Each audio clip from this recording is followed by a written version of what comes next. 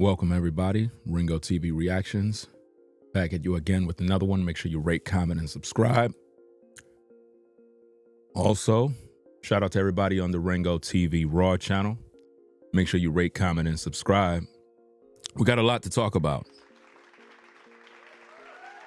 All right?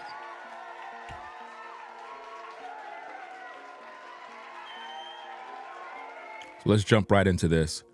So, it is official. Allison Holker is officially crazy. There's no doubt about it. This woman is gone. Like, there's so much to talk about. It's like she's living in her own world, like a child in her own world. And she's totally oblivious to the amount of people that are disappointed. Now, what I'm seeing is her with her Instagram, right? She's ignoring Twitch's fans, but she's only concerned about people who like her. So basically, anyone who is a fan of Twitch, she don't like you. She never did, because you love Twitch. Her job is to get rid of his image, get rid of his legacy, and take his place. And that's pretty much what she's doing. As you know, I have the book. The book is just filled with lies, right? It's a book of lies. It's a book of, it should have been in the fiction section in a bookstore. That's the best way I can say it. There are so many lies in that book. And we're going to cover the whole book. Like, we're literally going to cover that whole book piece by piece by piece. We're going to dismantle everything that she had to say, because she should have never put out a book. She should have never put out a book. And it's just sad that while all of this is going on, Twitch's family ain't doing nothing. You know, they ain't saying anything. The so-called friend, Manny, he ain't doing anything. All he's doing is repeating things that I already said by telling you not to buy the book, as if though that's going to stop Allison. You know what I mean? It's just a sad situation out here, man. There are so many lies in her book, from her claiming that Twitch left her with $1 million, I guess, in unpaid taxes or something along them lines. Now, that's a lie, because first thing you have to look at is this. If you've been married to him all this time, right? You were supposed to be paying your taxes, right? So if you owed $1 million before it could even get to that point, right? You had to receive letters in the mail. So it's like, when you really think about it, if you live in the real world, you would know she's lying off the top, because she would have had to been paying her taxes and various other things. But to say that she was in debt, or Twitch left her with $1 million debt, but yet she bought a $5 million mansion, you know, you got to think that this woman is just, she's a narcissist. Like she's really crazy. As I look through her book, I am telling you, this woman is crazy. She's a crazy lunatic that somebody is literally promoting her. It's not just Allison, guys. There is someone else involved in the death of Steven Twitch Boss that is funding this machine. She's literally AI. When I look at Allison, I see an AI robot. She have no empathy, like she have no care. There's no love. She's not demonstrating any concern about the fans of Twitch. You have never heard her speak to the fans of Twitch. You have never seen her say anything positive towards the fans about, hey guys, I really appreciate. She's living in her own world, guys. She's a narcissist. She needs medical help. And I'm not just saying that to be funny. Like, she displays all the symptoms of a narcissist. And somebody literally cut her loose in the industry to do this madness. Like, this woman is literally out of her mind. She's on her Instagram page promoting a book, and she's not even concerned about all the negativity that's coming her way, right? All on Amazon, you know, you have a lot of negative comments, and we're going to do a video about that because she hired some troll accounts to basically give her 5 stars for her book. So if you go to Amazon, you'll see a couple of posts, and it's all 5 stars saying, yeah, great memoir, great this, great that. And those are not real people. Those are fake accounts that are designed to make the book sound like it's a good book. Ladies and gentlemen, I have the book. The book is bullshit. You understand? The book is a book of lies. That's all it is. Listen, Allison Holker's book is pure BS, guys. When I tell you, like, literally, like, I have the book here. And by the way, I took the damn cover off because I'm tired of that damn cover. You know what I mean? But I have the book right here. You know, as you can see, that's for the Ringo TV Raw channel. You know what I'm saying? So obviously I have the book, right? Y'all already saw me with the book. But my point is, and like I said, we're going to cover a lot of stuff with this book. It's just too much. It's too much garbage in here, man. Too much garbage. Let me see if I can find something real quick. Hold on. When I tell you, this thing is horrible. Like, there's no way that this woman had any love for Twitch. His life was in danger the day he married her. The day Twitch married that woman, literally, his life was in danger. I can't stand this mess, man. That's crazy, man. Why in the world would she release this book?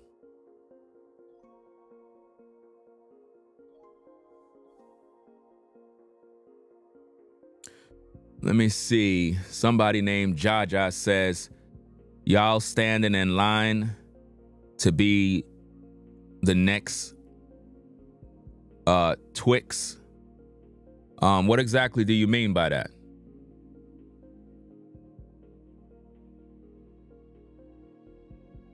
What do you mean by that? You trying to be funny?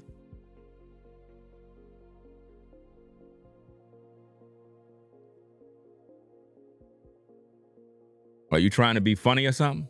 That was supposed to be a joke?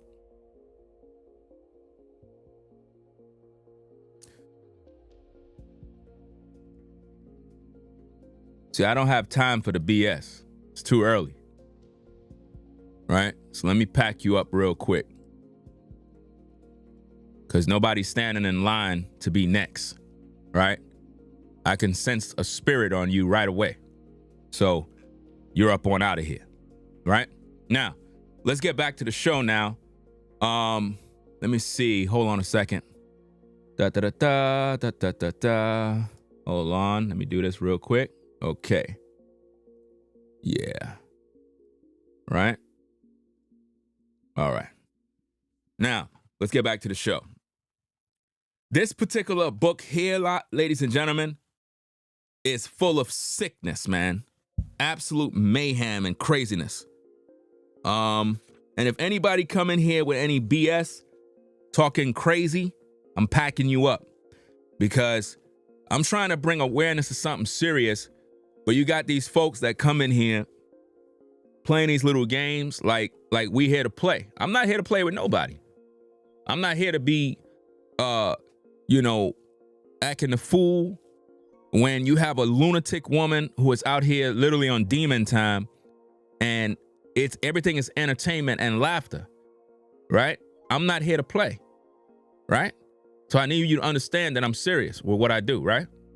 So, as you come in the building, pull up a chair, click that like button one time, support the show, because we have a lot of things to talk about concerning this crazy woman. She went into details in that book about when the cops came to her house. She talked about how she showed them camera footage that showed Twitch walking out the house, but she ain't show us. She ain't show us nothing. She made up a whole story, guys. It's just bad, man. It is just bad. She talked about his brother how his brother was able to track his last transactions, which brings us into question his brother, because like how did his brother know when Twitch made his last bank transaction? Like how did his brother know that? Does that make sense? Like, none of this stuff is making sense. Like, everything about this situation is crazy. You know what I mean? Everything. Like, nothing is adding up. Like, this whole book is a book of nothing but lies from a narc. And somebody gave her the green light to go out there and basically just lie on this man. And what's so sad is Twitch's family ain't doing nothing. Twitch's family ain't doing anything, man. This man is literally dead, and you have a crazy woman like this. Listen, guys, let me see if I can find something, man, so I can read, man. I didn't have this plan, man. Like, for real. I did not have this plan because I want to break this thing down little by little.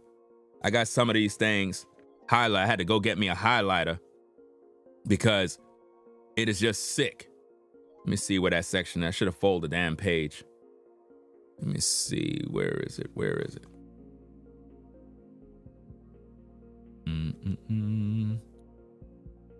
Okay. All right, so we got that.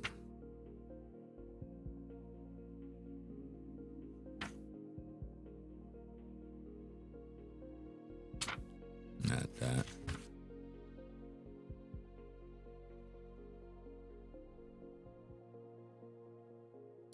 Like, I'm going to be covering this story forever. Like, literally. Because that's how much junk is in here. And it's not a good read. It's just going to get you upset.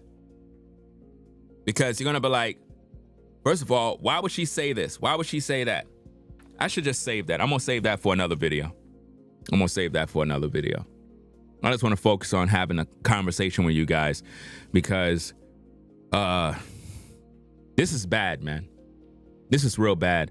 Shame on Twitch's family for not doing anything in this fight. Shame on you. You guys have failed Twitch. I've been the voice in these streets talking about these situations, and family is just quiet like a bunch of damn cowards. I don't got no respect for you guys. I'm fighting for Twitch and his fans that actually supported him because he really have nobody that's fighting for him. Twitch's family has failed him. They're not voicing their thoughts. You don't see them on social media. You don't see them doing no interviews.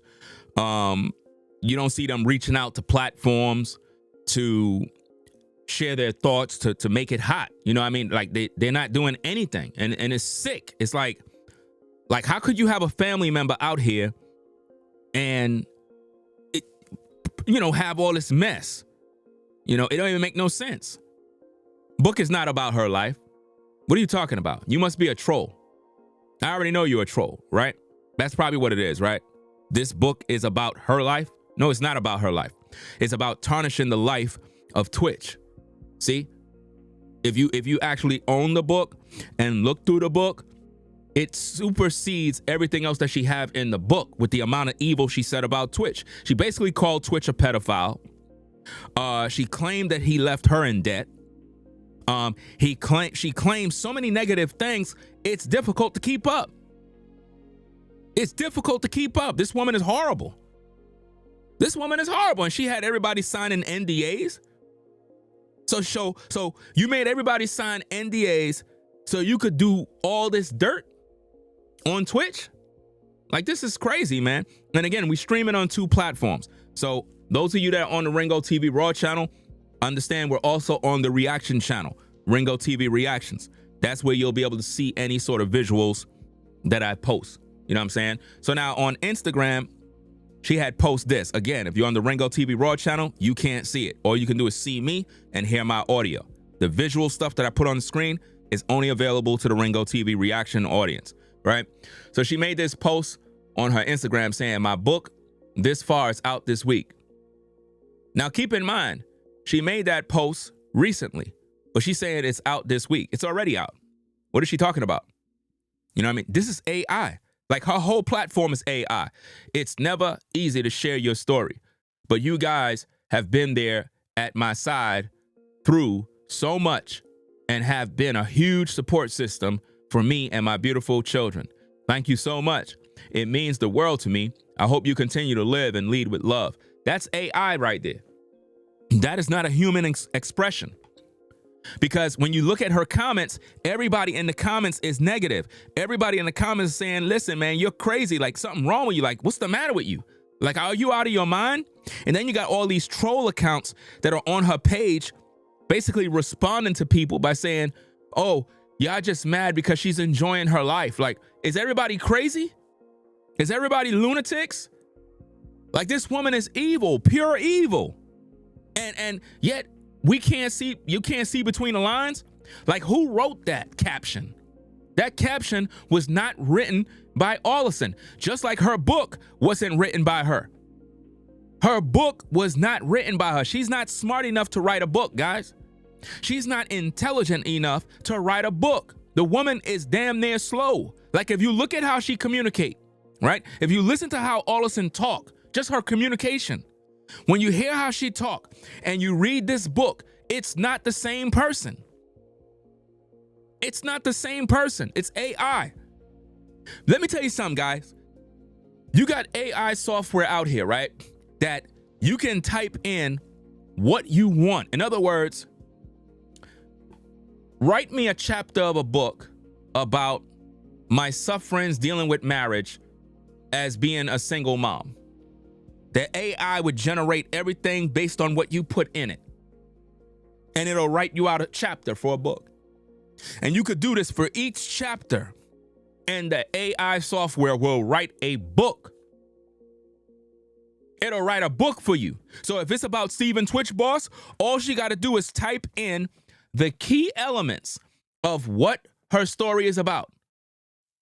Her husband committed the unthinkable, and she put key phrases in that book, in the AI software. It'll generate 5 chapters of a book.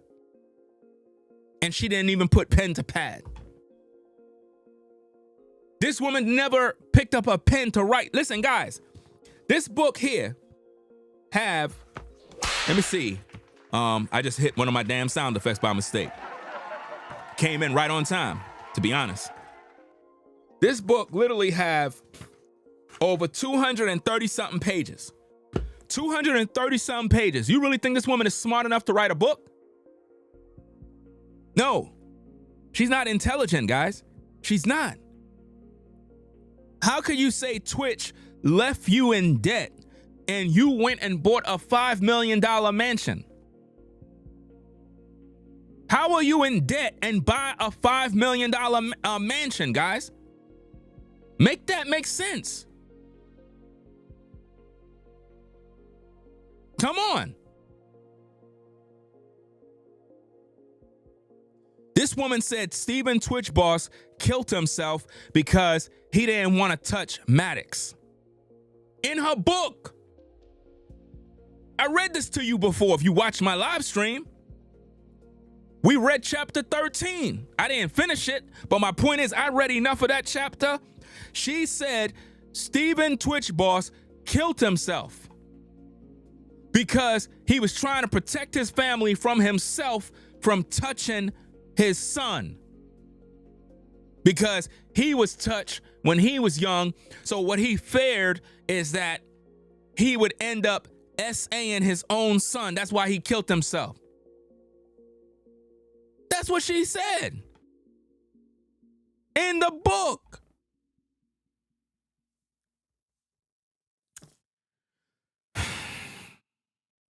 Let's look at this. Let's listen to this video clip, right? Let's listen to this video clip. Like I said, I got a ton of videos to make, man. I'm just, when you understand how much work needs to be done, and I'm the only one doing the work while Stephen Twitch Boss family just sitting on the sidelines watching me, it's sad, man.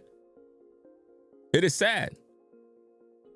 You know, And then this clown Manny talking about, yeah, I'm gonna be putting up my videos soon. And man, stop it, bro. I already done retired you, bro. Your whole career is over. I already exposed you as a fraud. You were never Steven Twitch Boss's friend. You a damn opportunist. You know what I mean? But let's listen to this video, fam. Let's listen to this video and find out what's going on here, right? Because this is a video she recently posted on her Instagram, right? Let's check this out.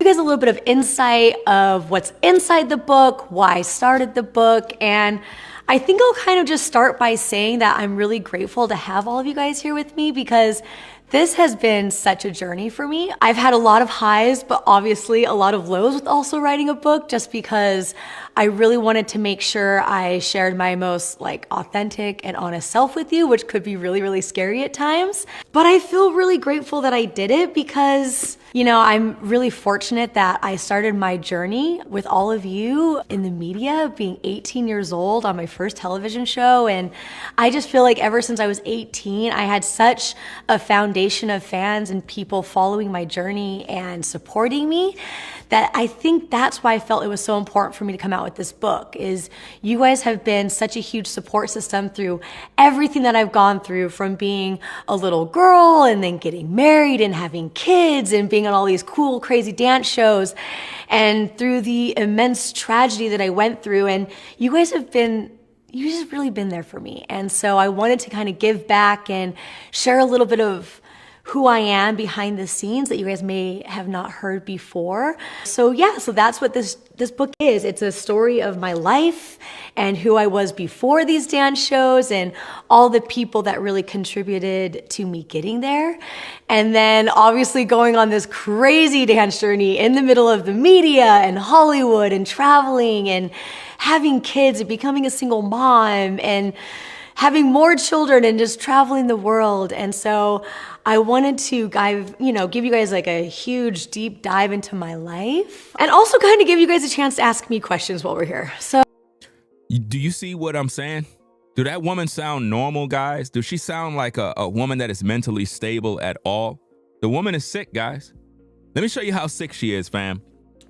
In the book, right? Let me see what chapter is this. Chapter 15 of the book, right? In chapter 15 of the book, page 79, 179, excuse me. She went on to say this: one day, hand on heart, that motel will cease to exist. She's talking about the motel where Twitch allegedly took his life. She says, one day, hand on heart, that motel will cease to exist. I don't know how, and I don't care how much money it costs, but my goal is to buy it and tear it down. Maybe build in its place a beautiful dance studio. I need to change that space's energy. Allison Holker said that. The woman crazy. Now, why would you want to buy the motel, to tear it down, to build a dance studio? You know why? Because what you really don't want is for the FBI to do a thorough investigation of that motel so that they can find the tapes and dig up the real evidence, all the forensic evidence and everything else they need to find in order to tie you to a murder. And another thing is, how could you buy a motel if you're in debt? How could you buy a motel if you just bought a $5 million mansion and claim Twitch didn't have no will? Because she said that in the book. She said in the book, Twitch had no will. Twitch left nothing for the family. Basically, Twitch ain't shit. But she claimed she loved him. This is what she claimed. She literally said, hand on heart, which means she's swearing. She says, that motel will cease to exist. I don't know how, and I don't care how much money it costs, but my goal is to buy it and tear it down. Maybe build in its place a beautiful dance studio. I need to change that space's energy.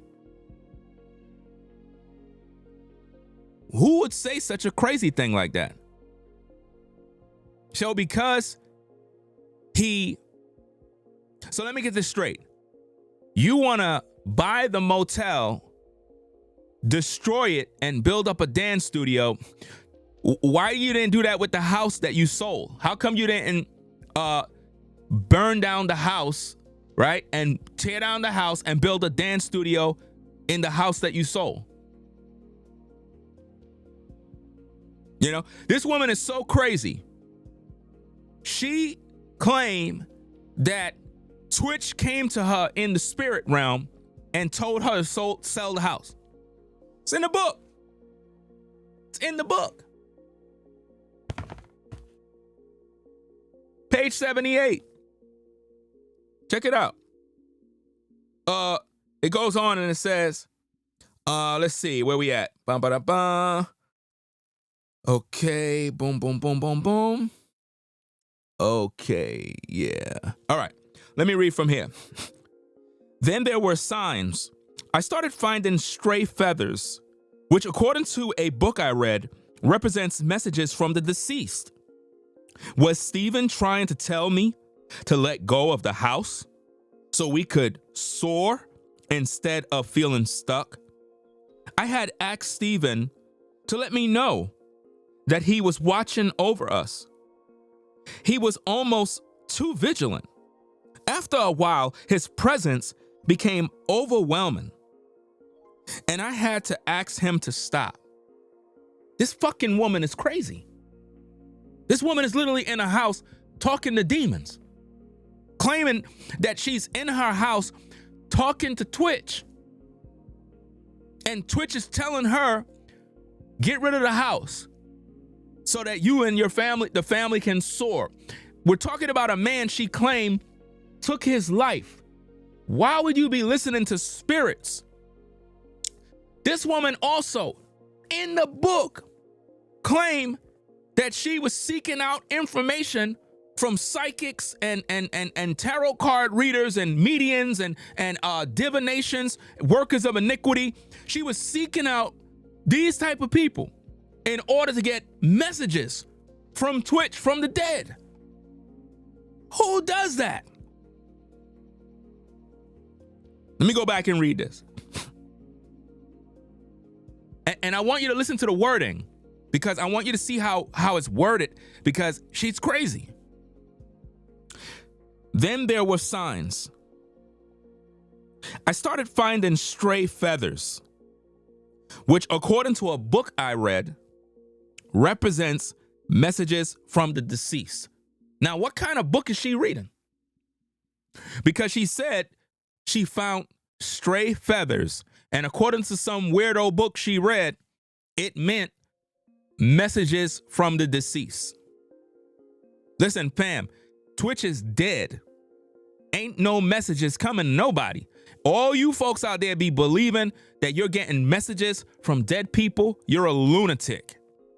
Ain't nobody communicating with you from the dead. If you hearing anything, you are dealing with familiar spirits, which are demons.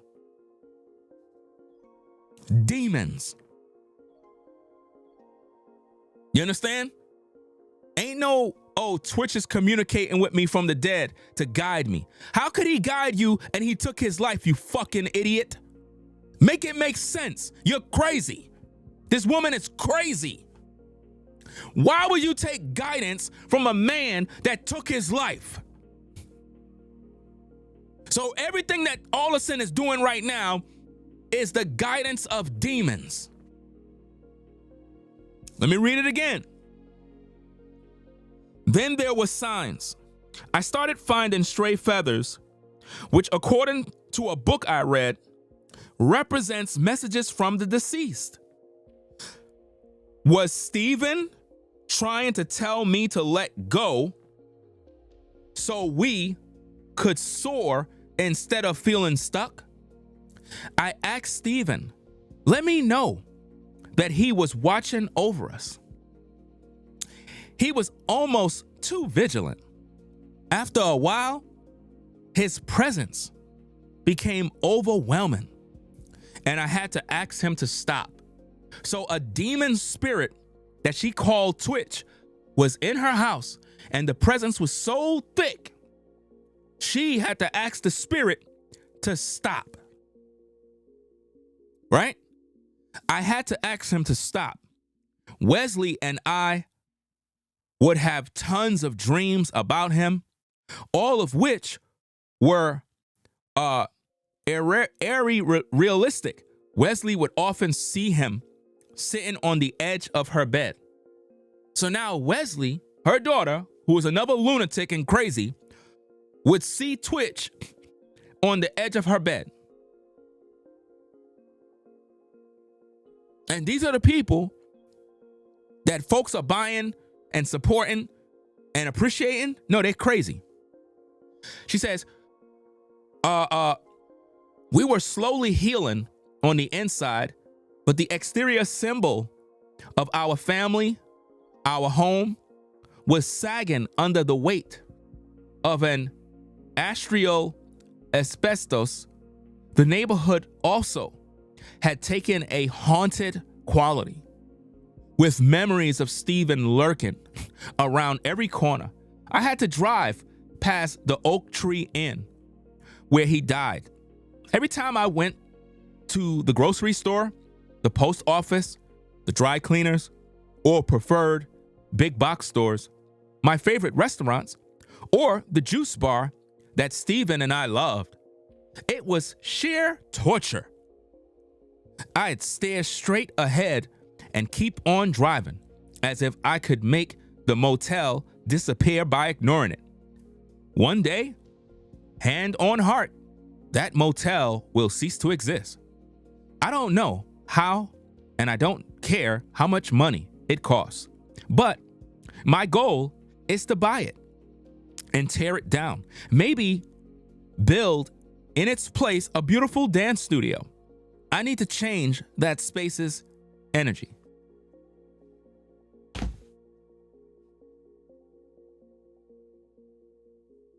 It should have been in the fiction aisle. Her book would have been a bestseller if it was in the fiction aisle. You're not smart, Allison. You should have put that book in the fiction aisle, and it would have made sense. I think people would appreciate you because they would have known that, the book is full of garbage at the end of the day. But basically, she was talking to spirits in her house, walking around the house talking about, yeah, Twitch is communicating with me. And there's more. Like, I'm going to get into all of that in other videos because I got to break all this stuff down. Like I said, it's so much stuff in that book. I got content for 2 years. I got content for about 2 years or more. Matter of fact, I think I got content forever. That book is literally a book of horror. It's that bad,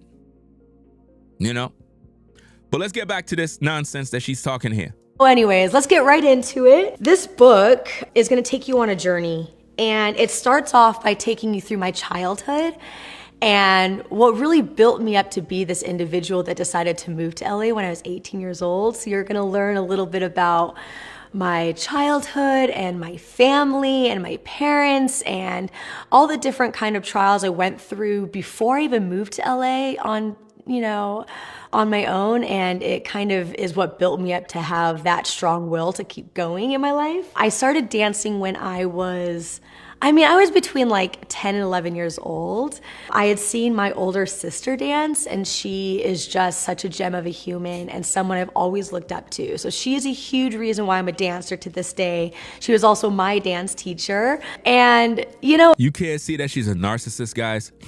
You can't see she's crazy. You can't see that. Anybody in their right mind should be able to look at this woman and know she lost her damn mind.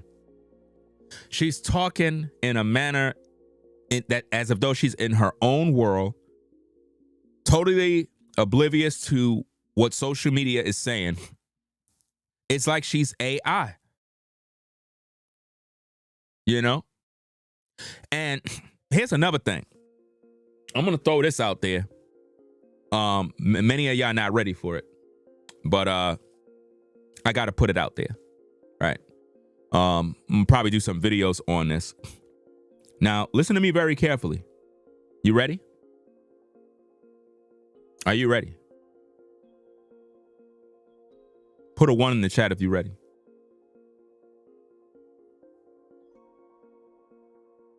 I don't think y'all ready for the real truth.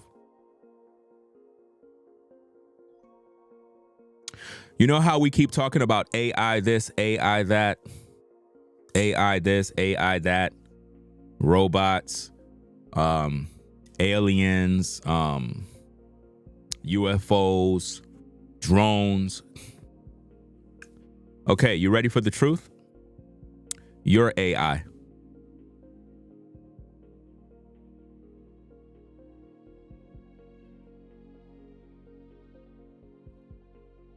You're a computer. You're AI. I'm probably the first in the world to tell you that. Now, I'm going to explain something to you because you're going to say I'm crazy. But we are AI. Yeah. Recently, Irv Gotti, he passed away. He was pretty much brain dead, but they had his heart beating. See, once the brain shut down, the computer shut down. These eyes, those are lens, similar to a camera. These are the best lens ever. We live in a physical body, yeah. We have memory. We memorize things because we're advanced machines. And we're living in this physical existence and we just don't even know why we're here, but we know we're here. And there's so much to the world that we just don't understand. But somebody created all of this. And I know it sounds crazy. AI? Why is AI being introduced to us all over the world? Because they're trying to get us comfortable with what we really are. It's going to all make sense soon. Machines, stuff is not new. We're just advanced machines. Very advanced. Matter of fact, we're so advanced, we don't even know how to use our real power because we haven't been updated with the software yet. This is why the Messiah was able to do things that people didn't think was normal, like walking on water, healing the sick, opening blind eyes, doing all of these different miracles. We wondering, well, how was he able to do that? Because he was already woke. And he was trying to get us to understand who we are, but we rebelled. And this planet is really a prison. It's really a prison planet. But see, that's a whole nother topic because I might have gotten you spooked. But this is real talk. Now, another flip side to the coin, ladies and gentlemen, is there are other aliens in this world, other entities from other worlds, and these are they. Allison is not of this world. She's a different program. The Matrix tried to inform us of these machines. You understand? Terminator tried to inform us about these machines, but we didn't listen to the movies. They tried to give us the messages, but we won't listen. You understand? We could remember our entire childhood. Sometimes when these memories come back, you relive them. It's like just yesterday. We live in a world that is changing day by day. When we were all kids, we only dreamed of having cell phones like this, where we could see one another. We used to talk about these things when we were kids. We used to talk as kids about having cell phones that you could see each other, like in the movies. Y'all remember in the movies, they used to have the phones where you could see the person? And we used to dream about that stuff, and we knew in the future we would have it. Now we got it. The technology is here now. What do you think it's going to be like in the year 2050? What do you think it's going to be like in the year 2100? What do you think it's going to be like in the year 3000? then you're going to know the truth. The truth is, we are not who we think we are. And I know a lot of you, that went right over your head, because what you're witnessing is a program that has malfunctioned. Allison Holker is a machine who have malfunctioned and destroyed Twitch. She's a robot. That woman is not human. There's no way. She's not showing no signs at all. Do you understand me? None. All over the world, they're introducing to us AI robots. They have movies. There's this movie. I had found the actual clip, right? It's a movie, and I think it's on Hulu. And I forgot the name of it, right? But I got it downloaded somewhere, like not the movie, but the promo for it. And the way it starts off is you have a wife who she's busy. She's busy with work. She's always out on the go. And she's pretty attractive, nice looking woman, but she's never there for her husband. So her husband is basically sex starved, lonely, you know, like most men are in most marriages, right? Because typically when women get married, they're not as active as they were when they were not married. This is why when you're in a relationship with a woman while single, it looked like y'all really hang out a lot, y'all do a lot, but once you get married, all of that stops, right? So basically what she did is she got him a robot. Now, this robot is not a normal robot. This robot is ultra beautiful, just like a regular human, flesh, everything, but it's a machine. The man opens up the box, and when he sees the woman, he gets aroused. The woman robot could tell when he is in need of sex. Like, the machine knows. The machine will come to him and be like, your vital signs are suggesting that you are aroused and in need of X, Y, and Z. But if you see this film, it'll make you think, why are they showing this to us? Why are they showing this to us? Why are they showing us these films? And there's about 3 of them that are out. A lot of us are in relationships right now with machines and don't even know it, because they're in the world. Again, you have advanced human beings such as ourselves, and then you have artificial human beings that look just like us, but they're more machine than actual physical.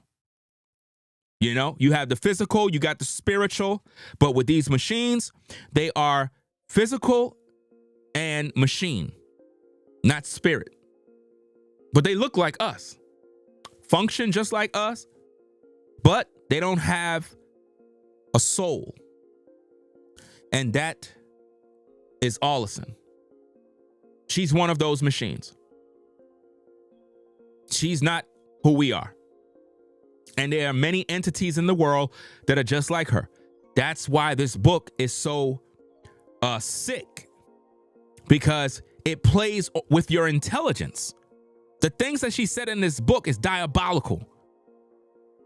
It's diabolical. I just showed you a chapter there where she was speaking to demons. She said it was Twitch. She said Twitch was speaking to her from the dead for her to get rid of the house. That he was guiding her. And she was asking Twitch, so what should I do? Why would you be asking a man for guidance that killed himself? Then there's more chapters in there where she's angry with Twitch, saying that, oh, you left me with the kids and I got to take care of this and take care of that. Like, the book is, it's crazy. It is meant to make you upset. In her mind, she thinks she's doing a good job. But if you're a human being, if you read it, you'll be upset. You'll be upset with the way she made Twitch look. She literally said that Twitch was a pedophile in so many words.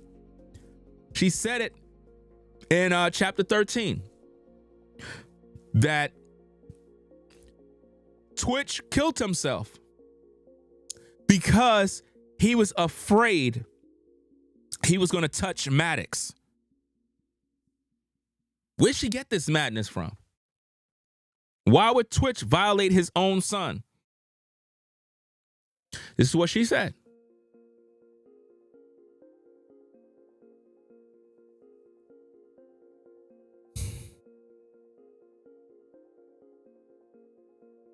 You're not going to get no response.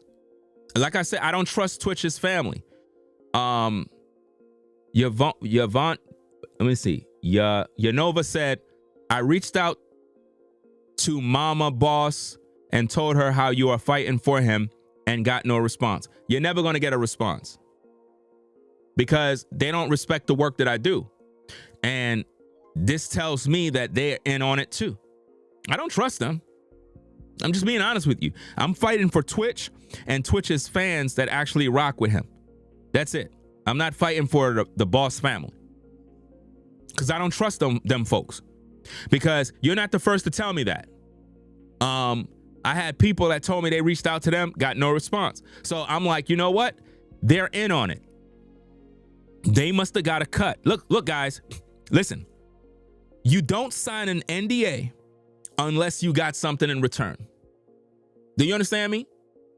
If Miss Holker made Mama Boss, the cousins, whoever, and everybody signed NDAs, they had to get something. They had to get something in return. It couldn't have been just sign here and that's it. No, because to sign, to have that agreement, you got to give me something in return. You got to give me something that's going to make me stay quiet. We have to have a deal.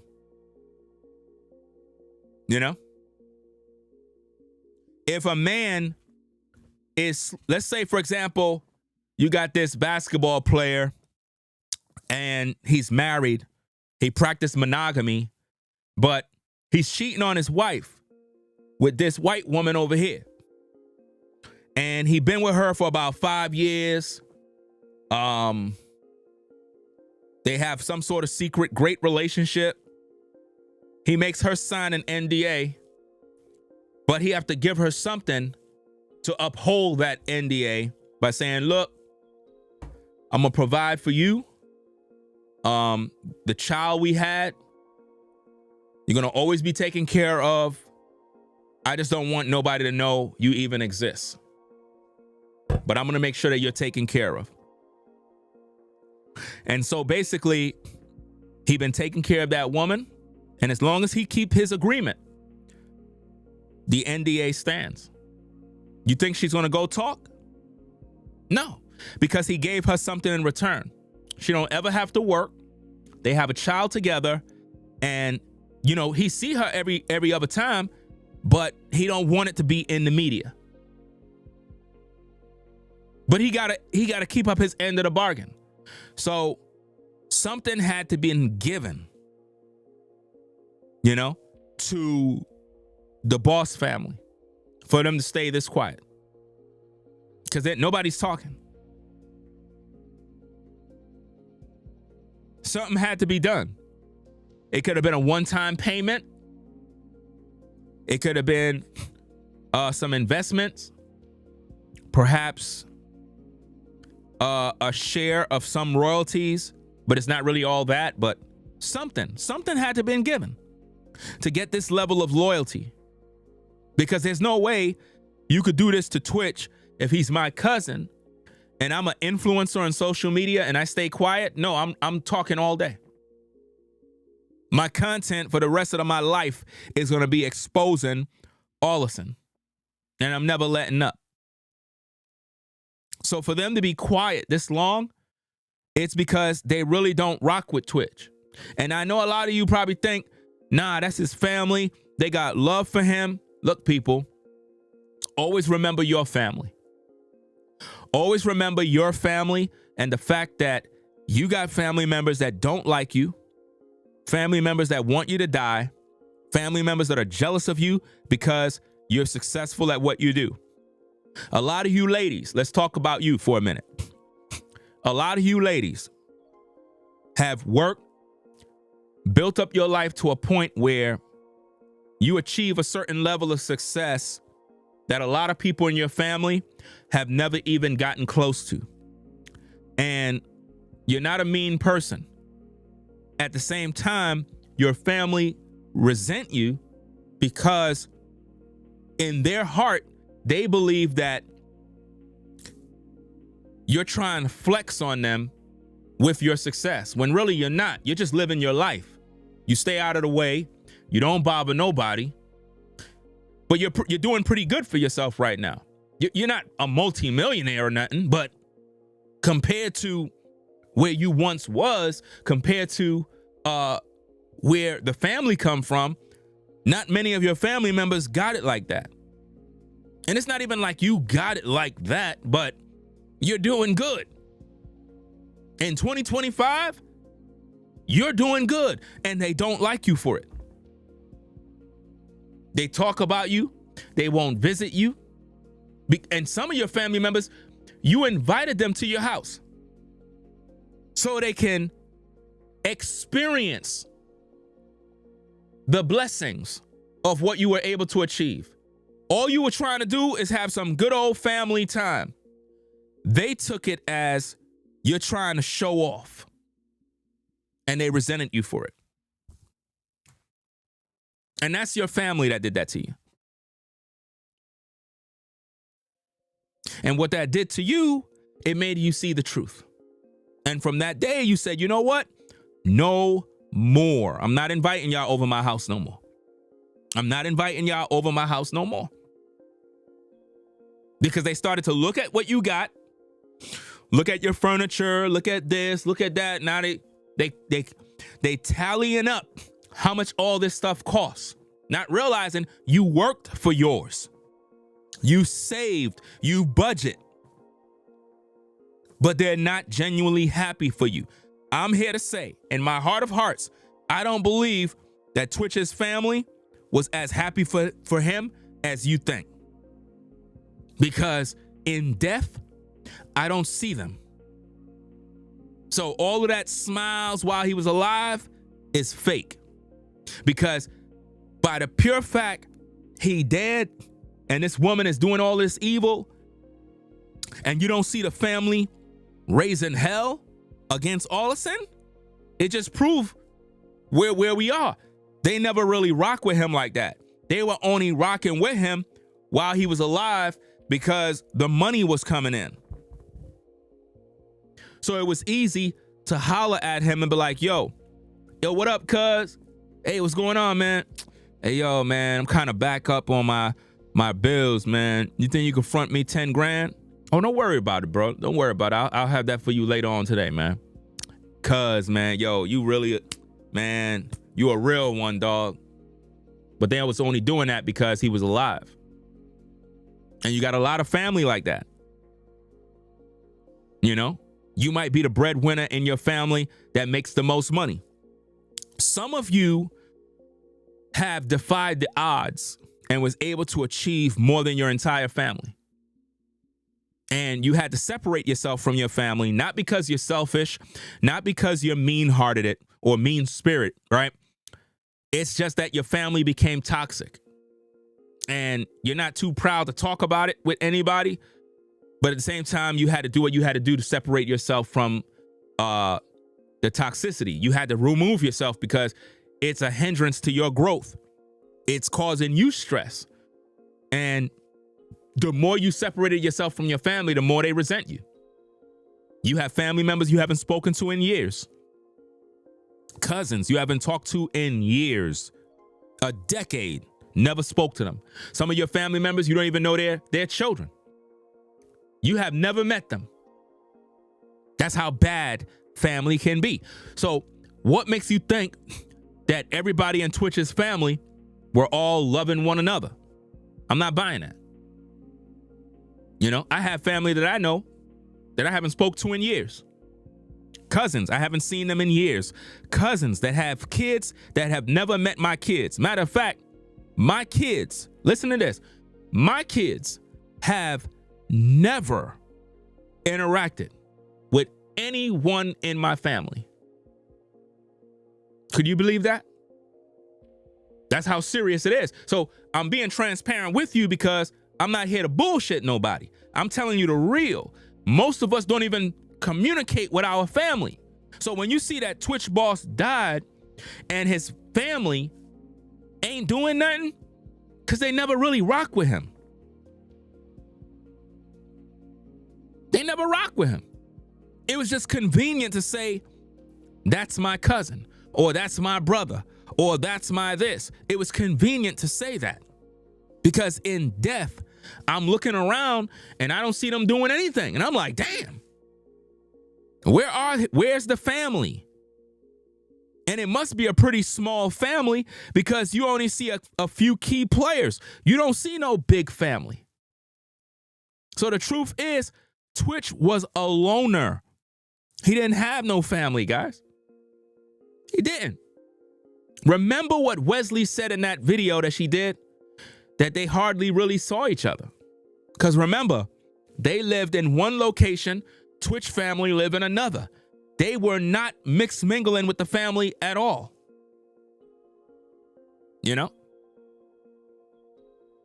Serious.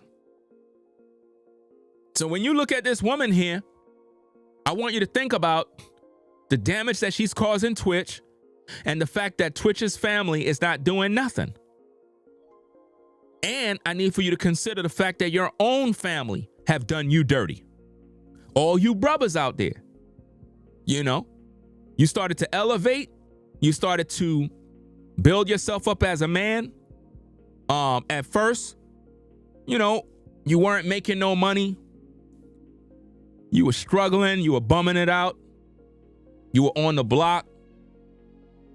But then you started to do things with your life.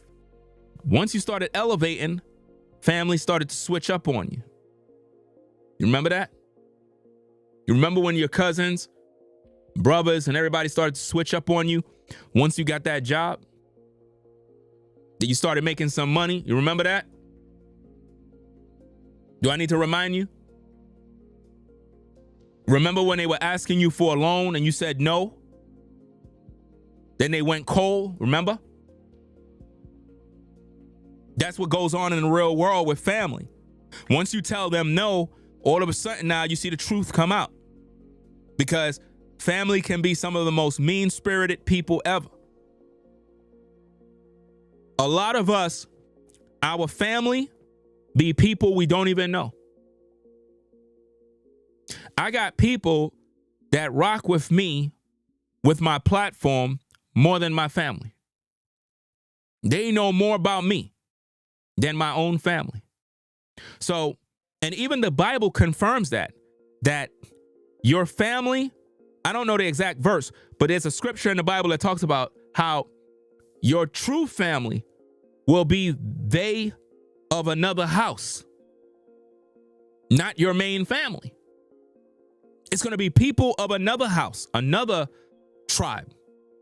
They're going to be your family because those are the people that believe in you, support you, and, you know, want to see you do well.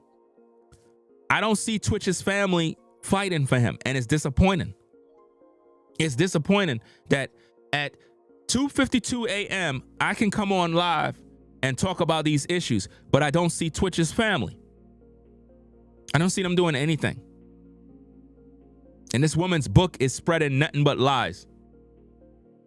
I have never seen lies to this degree. Listen to more.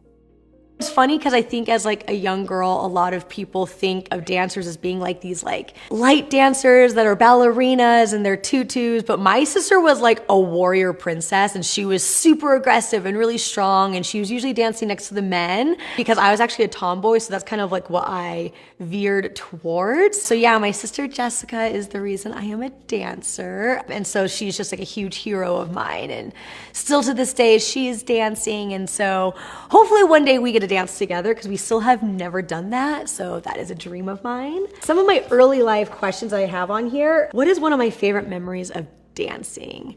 One of my favorite memories, it's actually in the book, so I'm not going to give too many details of it, but one of my first dance jobs I ever did was at the opening ceremonies of the Olympics way back in 2002.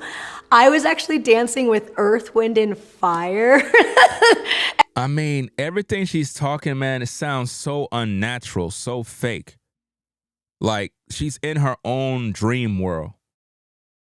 Like, I just don't get it, man. It's like crazy hearing her talk, man. It's like, it's so annoying because you know she's being fake. And then on top of that, she's lying about Twitch, but trying to talk about her own dancing abilities. Why? Because she's trying to erase Twitch's legacy. She don't want nobody to think about Twitch no more. She hates Twitch's fans, right? She's only hoping that the fans that rock with her will continue to rock with her. Nobody should be following Allison right now, man. No one. You know? And it doesn't make any sense. You know? She don't talk about no alcohol addiction that she had, right? She won't talk about that. You know, that's why that video was released in the public, because they knew it's not in her book. You see? And then again, I can't even say it's not in her book because I didn't get that far in, but we know it's not in her book. She's not going to put in her book that she got arrested for public intoxication. She's not going to put that in the book because that would make her look bad trying to judge Twitch of having an addiction when she's the one with the damn alcohol addiction. She's the one who got a new $5 million mansion. Hear this, guys. With a so-called wine cellar. That's right. It's in the book. That was the key factor of her buying the house. That it got a wine room, guys. So she can have all her alcohol in there. Ain't that crazy? It's nuts, man. And I was like a teeny tot. I was so little, but walking out into that arena, it was absolutely insane. And shout out to everybody that super chatted. I probably missed a few, but I think I see KD support says, I don't think they ready. Cook up. And also Rhonda. So salute to all of y'all for supporting. I think I missed one. My apologies, because I was pretty much working, focusing on the show. But Rhonda says, look at last day Twitch was on Ellen. Tell me what I guess you see, and also something for that trash book. Well, I appreciate that. I mean, I spent $20 on the book, so that 20 comes in handy. You know what I'm saying? I did that for the people so that we can find and get the content and break down what's going on in the book. Yeah. So let me see. Katie says, I don't think they ready. Oh, I read that already. All right. What else we got? And she is sending a message, shacking up with a white man. Them snow bunnies are cold. But the thing is, he's still married. So she's basically a homewrecker and an adulteress because she's messing around with this dude. He's married to this woman still. And she most likely was with him the whole time while she was with Twitch. You know? It's just that now she feel comfortable to come out with him. Opening ceremonies, like if you've never been to that and experienced that kind of energy, it is just so electric and crazy. But even beyond that, so I got to dance with Earth, Wind, and Fire, but I got lost on my way to the restroom. And so this story is actually in here like more in depth. But essentially, I got lost because I was a little girl and I didn't know what I was doing. And I don't know why I didn't have an adult with me. But I went back, after I went to the restroom, I went to the wrong tent. And there were all these crazy guys in like black and white. To those of you that are on the Ringo TV Raw channel, as I said earlier, we're streaming on 2 platforms, right? So if you can't see something, it's because you're not supposed to. You're not on that channel, right? I am communicating with 2 channels. One here, one here. My larger platform, Ringo TV Reactions, is the main source where I'm showing the visual footage. All you can hear over here is the audio, and you can see me in a vertical frame, whereas on the other platform is horizontal, right? Okay. Makeup with like their crazy tongues hanging out and like these crazy boots. And I just sat down at a couch with them and started talking with them. And one of them was like, oh, try on my boots and blah, blah, blah, all this stuff. I sat there and I realized I was in the wrong tent. And then I was like, oh, I've got to go. I'm in the wrong place. I'm not with like my troupe of dancers. I left. And then later on in the show, I saw that same group of guys walking down the hallway and everyone was like cheering like, oh my gosh, it's Kiss. I was hanging out with Kiss, like the rock band Kiss, for, I don't know, 10, 15 minutes, just chatting up with them. And I'm like so little talking with them. Anyways, that's like one of my favorite childhood memories as a dancer because I feel like that was really crazy. And I don't know where my adult supervision was. So you'll learn more about stuff like that. So stuff that's really fun in my childhood. But then also I'm going to kind of jump ahead a little bit. So when I was 18. Allison, I don't think you understand. Nobody cares about your childhood. Nobody cares about you, right? Let's talk about it.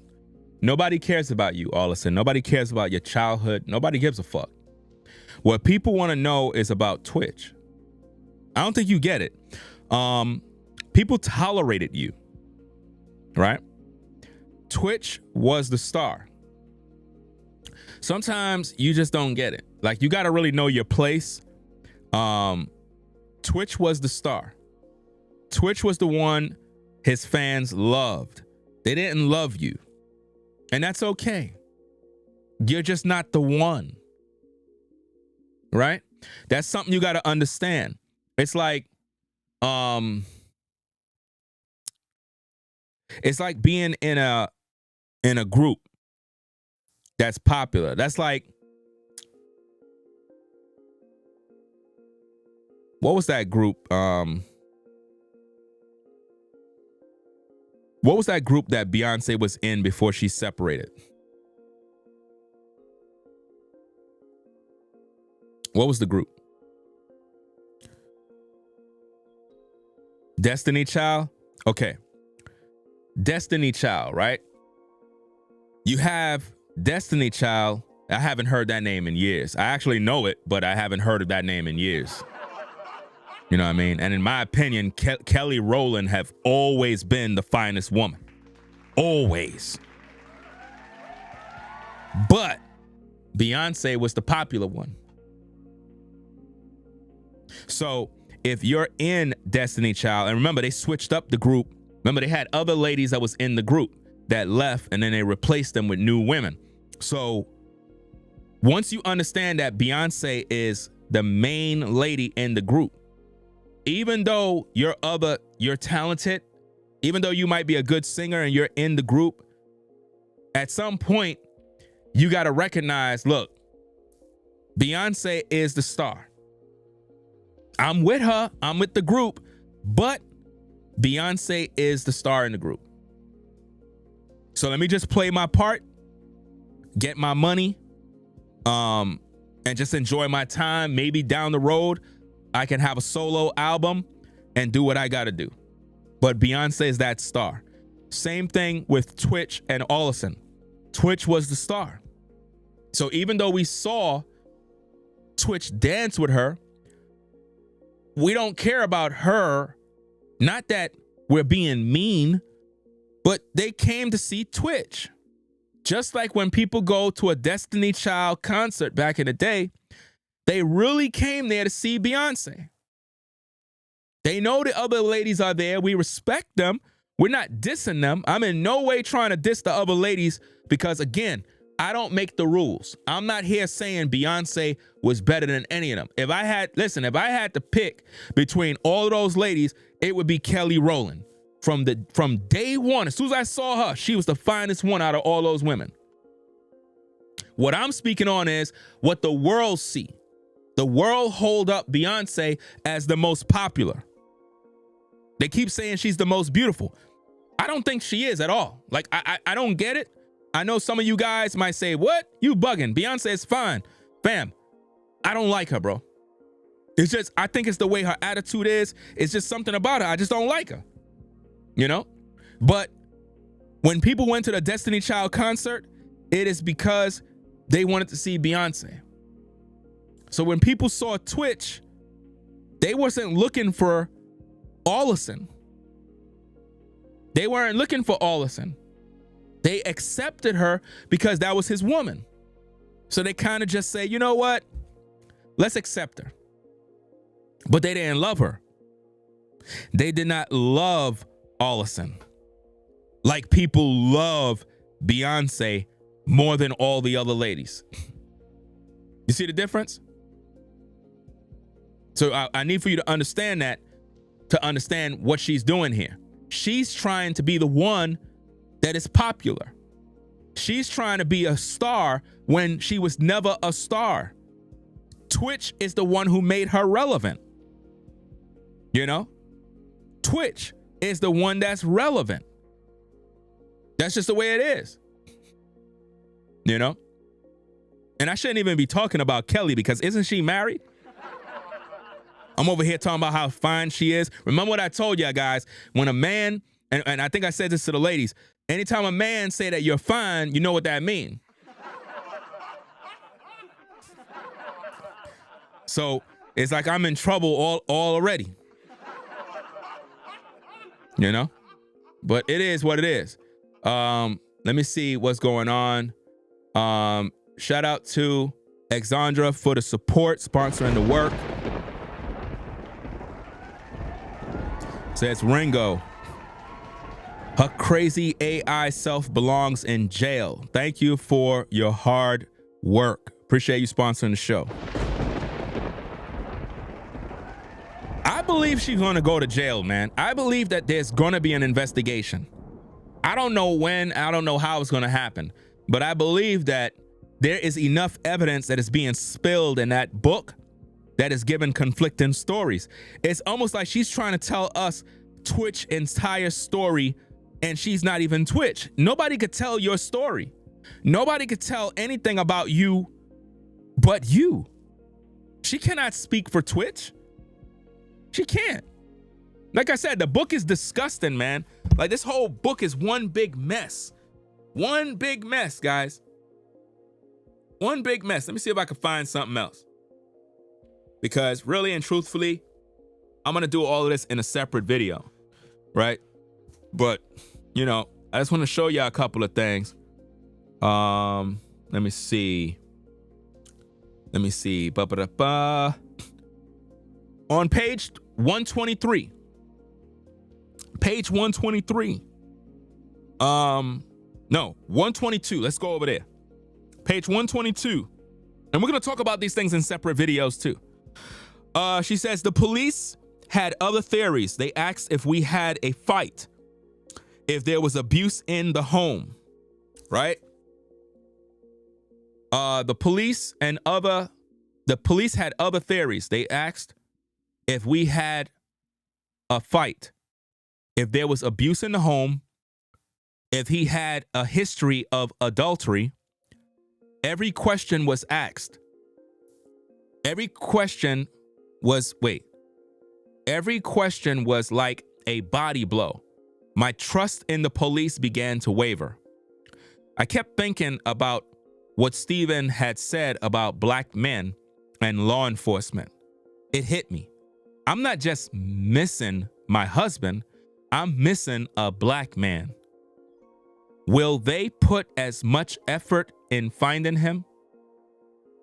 Think about what she's saying. In her mind, she's thinking, would they put as much effort in finding him?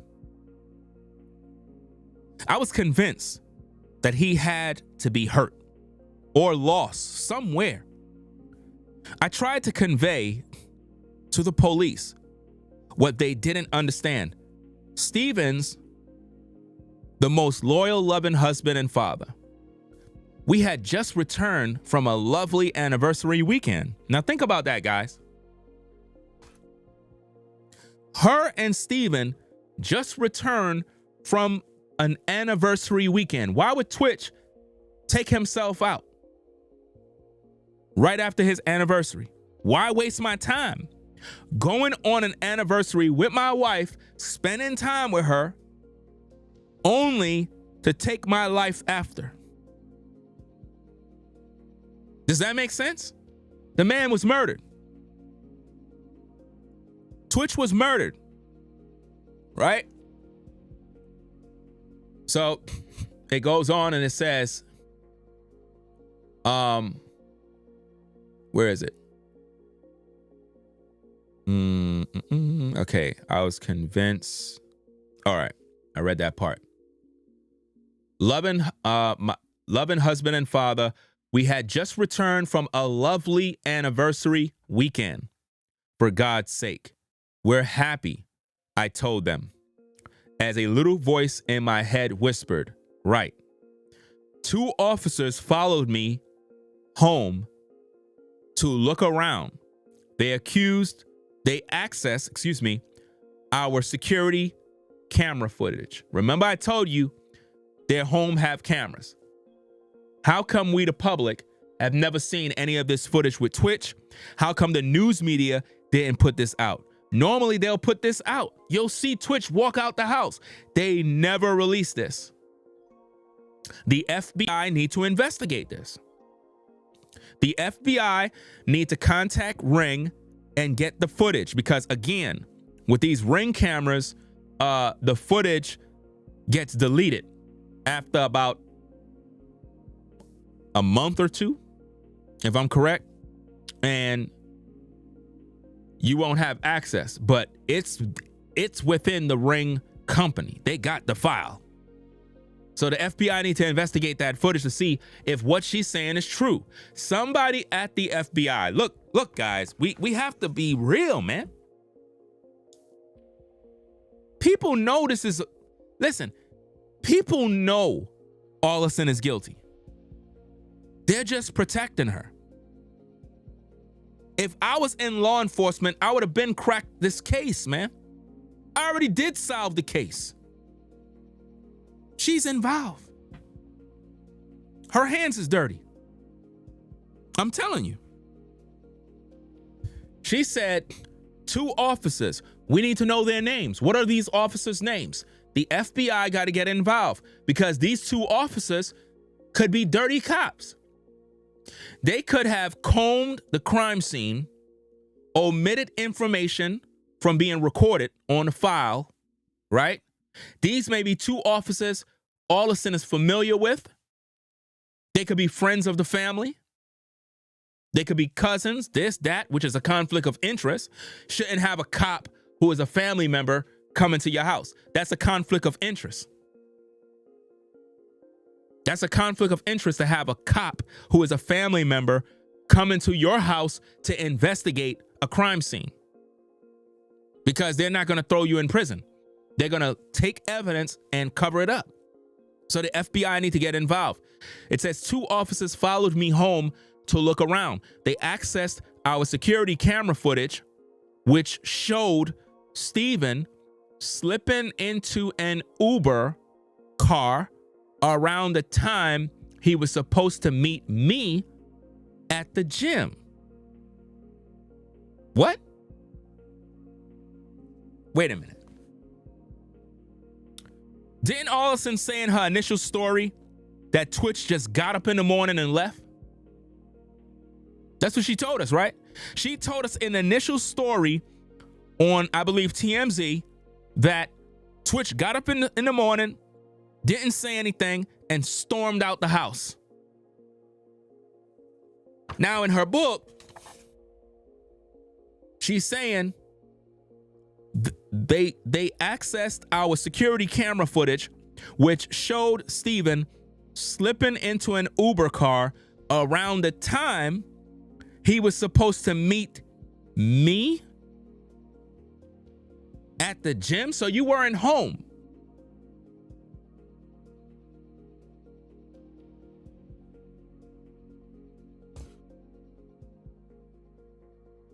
Where's the FBI? She's supposed to be at the gym. She's supposed to be at the gym. But she told us in the initial story that broke that Stephen got up, stormed out the house, and didn't take his car.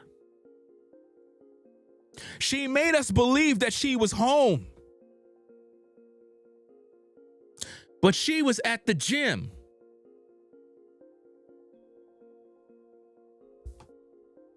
Who was with the kids? Who was with the kids, Allison? If you're at the gym, if he left at the time he was supposed to meet up with you at the gym, that would suggest that in the morning, you and him had a conversation about going to the gym.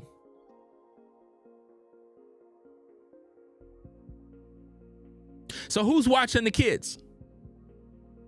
Why would Stephen leave the house knowing you're not there, don't speak to the kids, right? But go to a hotel to kill himself?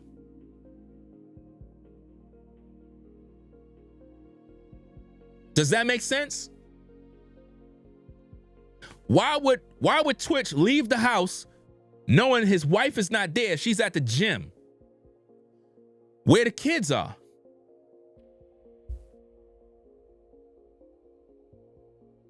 And why would he not take his car? Better yet, why you didn't take the car? Allison, how you get to the gym with no car? That was the car that was on the property.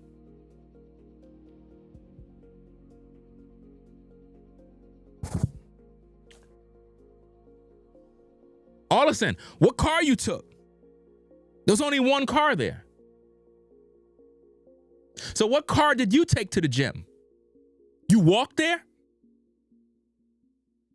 Because you walked to the police station to report the story. You didn't even take a car.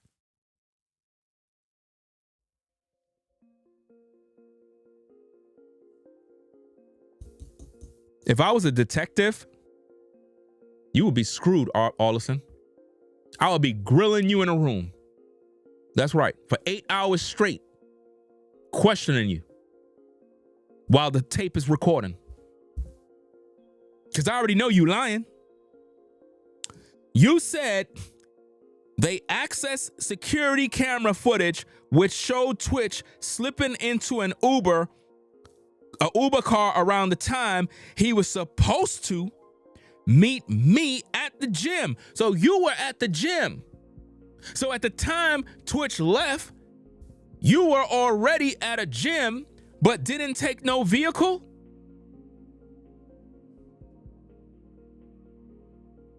How did you get to the gym? Shouldn't he have drove you to the gym? She's lying, people. She's not getting her story right.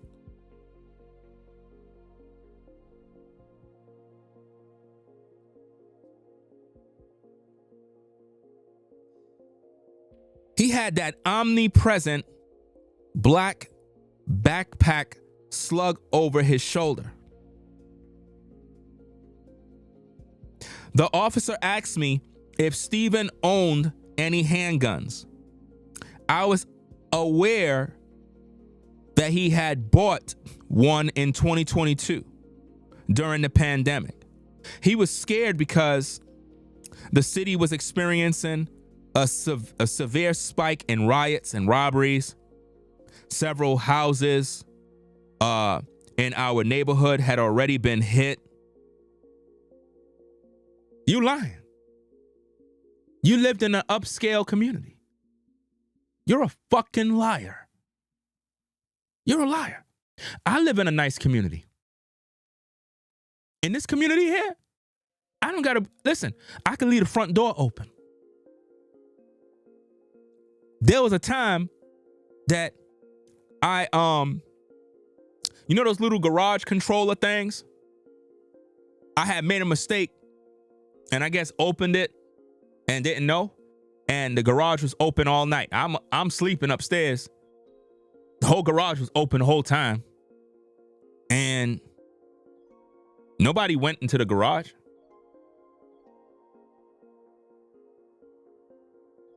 Nobody went into the garage. And this ain't no community with $3 million homes. Nice community in the South. But compared to where Allison was living, no. That community was upscale. You had to be rich to live over there. You had to be rich to live where she was with Twitch.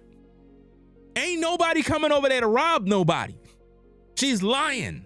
When you live in an upscale community, you don't worry about stuff like that. That's why you pay that kind of money.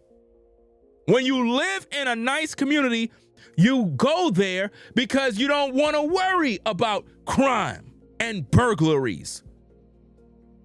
If you want to be burglarized, live in the hood. Go there and live. Then you'll worry about getting your car robbed, scraped, robbed, this, that. Now you got to worry.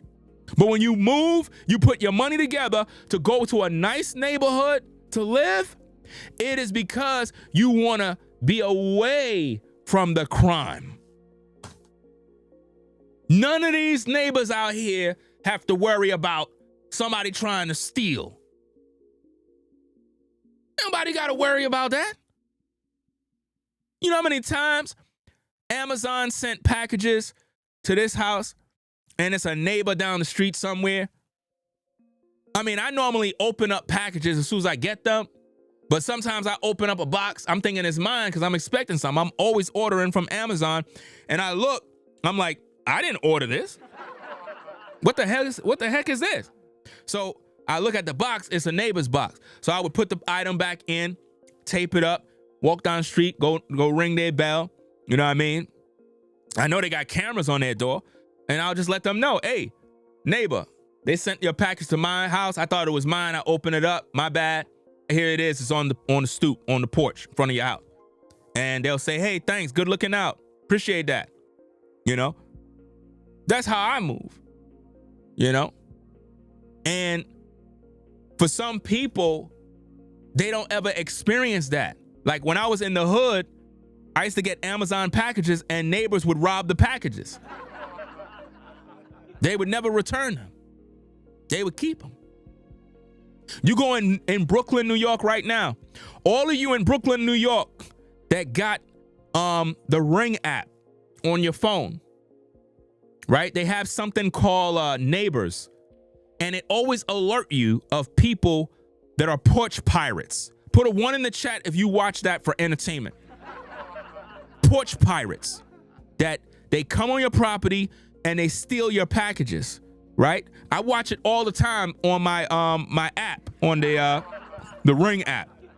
It's crazy because these people literally will walk on your step on your house and steal your packages, bro. You know? If I ever catch somebody doing that, fam, I'm gonna beat the shit out of them, bro. Like, no cap. I'm not playing. I don't like thieves, bro. I don't like thieves. I cannot stand a thief. I would rather you ask me for something than try to rob me, bro.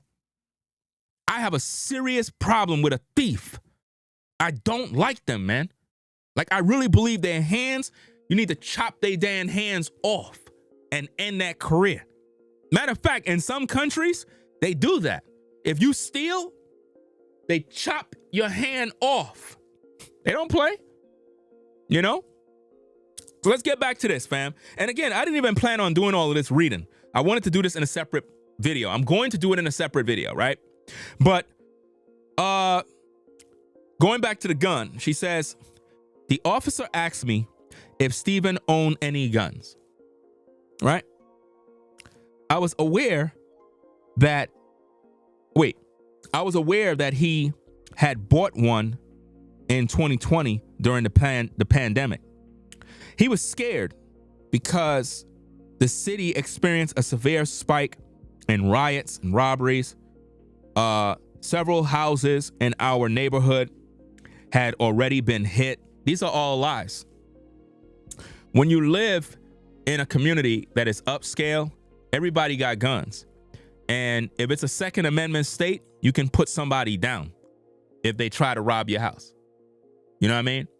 Like out here in North Carolina, if you fuck around with somebody, you will find out. You will find out that people are not playing. Everybody out here is armed. Everybody. Everybody got guns. Everybody in this community have a gun or guns. It's not a game. So when you understand that, you're not going to play around with nobody, especially playing around with kids. Like if you messing around with kids or you harm a kid, you going in a box. That's just the way it is. So the community Twitch lived in, only rich ninjas live in that area, or rich white folk live in that area. I did a Google map of the area, guys. It's not no basic area. You got to have money to live there. So nobody just can't come up in there and rob the place. That's crazy. Right? So it goes on. He was scared because the city experienced a severe spike in riots and robberies, right? Several houses in our neighborhood had already been hit, but I had no idea where he kept the gun.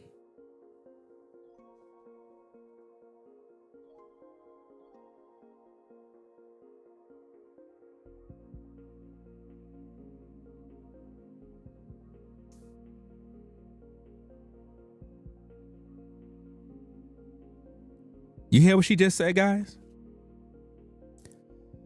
She said, I had no idea where he kept the gun or if he even knew how to operate it. This is a woman that claimed she was married to this man. How the fuck you living in the same house with a man and you don't even know where the gun is?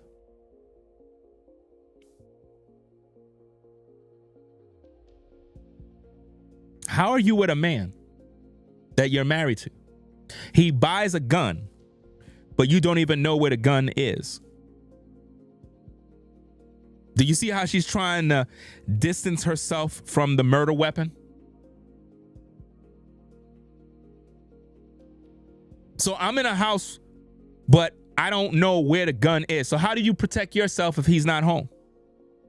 How do Allison protect herself if she don't know where the gun is? She's lying, guys. Now, think about this, guys. The chapter for where this is, the chapter is called, look at the chapter. I lied.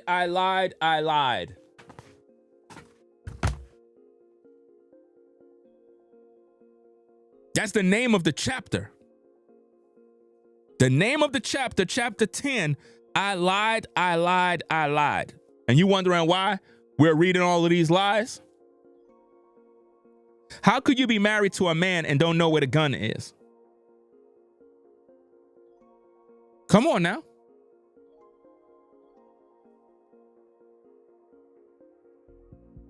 So she says, I was unaware. I had no idea where he kept the gun. Now, keep in mind, she's telling this to the cops. She's lying to the cops by saying, I didn't even know where he kept the gun. You live in the house and you don't know where the gun is?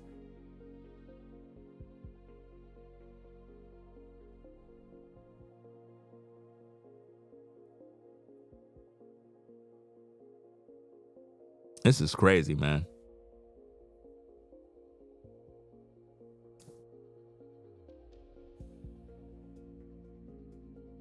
I never seen nothing like this before, man. Like, the level of lies in this book is just sad, man. Because for her to not know where the gun is would put the children at risk. You would have to know where the gun is. I talked about this the other day, that any gun owner would make sure that the gun is all the guns would be in a safe place, away from the reach of children. But it would be in a place where you could gain access very quickly in case of an emergency. She said, I had no idea where he kept the gun or if he even knew how to operate it.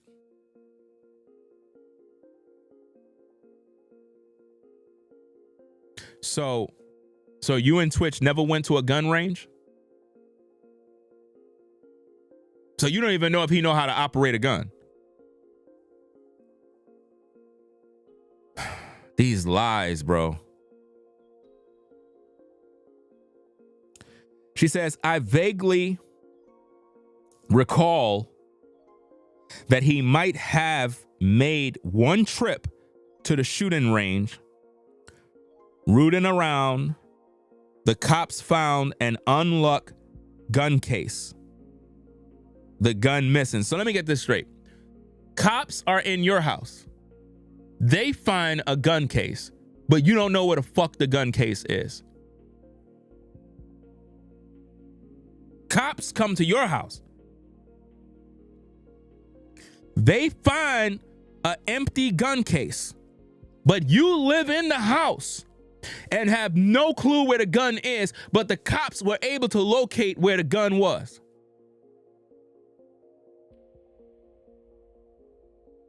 This is why I'm telling you, ladies and gentlemen, the FBI need to investigate the cops that were at her house.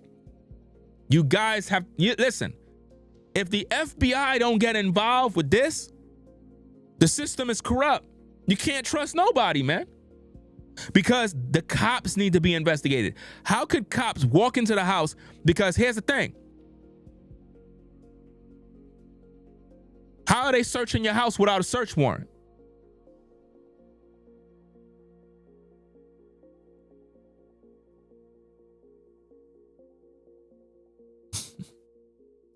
How are cops searching your house without a search warrant? They're not supposed to be searching.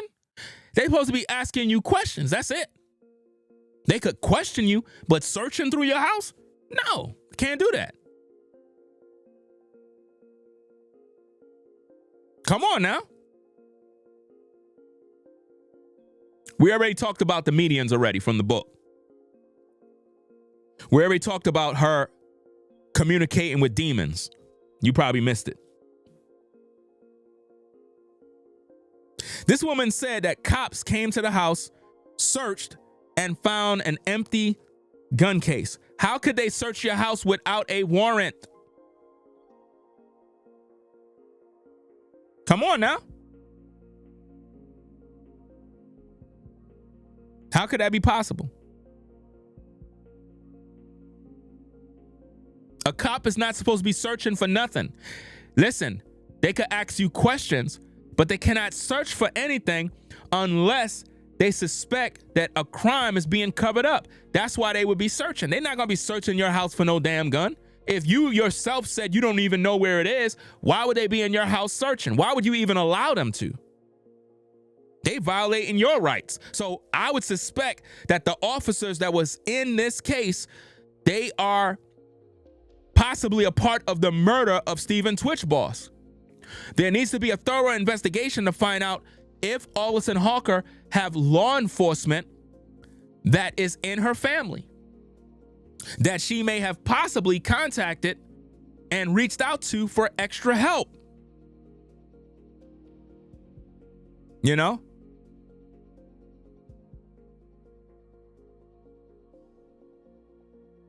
You're asking me, what did Allison do with the shoe boxes? You probably new to the show because we already talked about all of these different things. It's a crazy question you asking me, number one, by asking me, what did she do with the shoe boxes? Like I'm there to know what she did with the shoe boxes.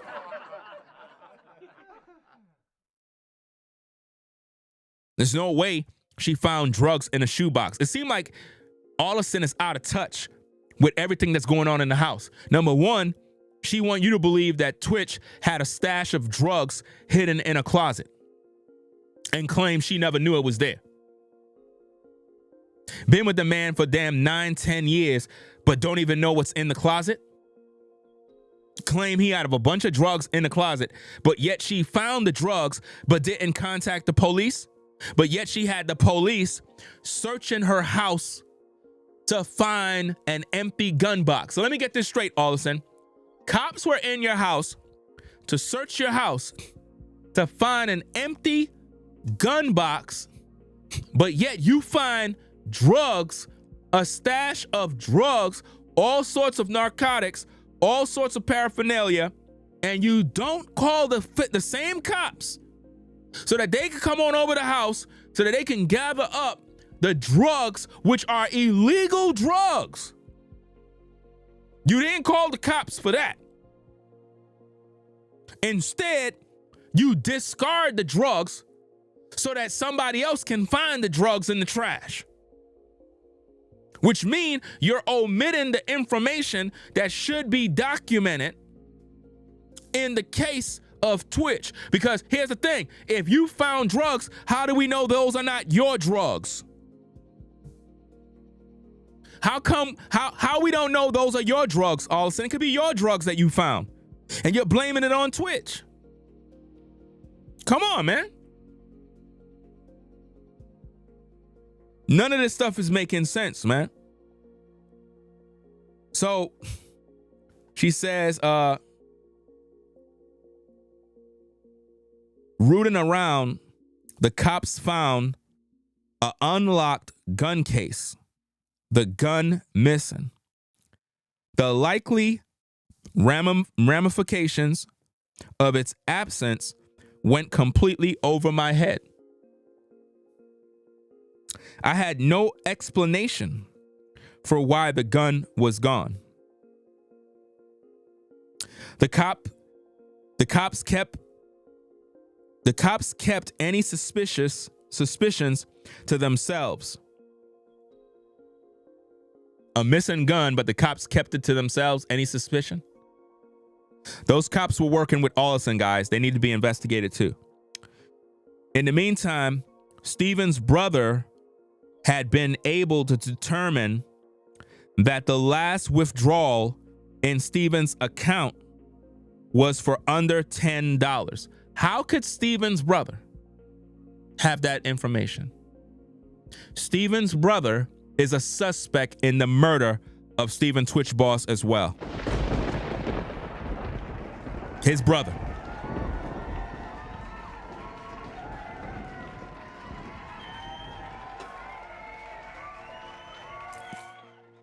Nobody could know my last withdrawal in my account but me. Nobody could know that. Nobody could know that. She said, in the meantime, Stephen's brother had been able to determine that the last withdrawal in Stephen's account was for under $10 for the Uber ride. How could Stephen brothers know that? How could Stephen brother know that? How could Stephen's brother determine that the last withdrawal on his account? So Stephen's brother have access to his account? I told y'all I don't trust his family. Because how his brother have that information? And shout out to Moxie for the support. I see you in the chat. How could the brother have access to account statements?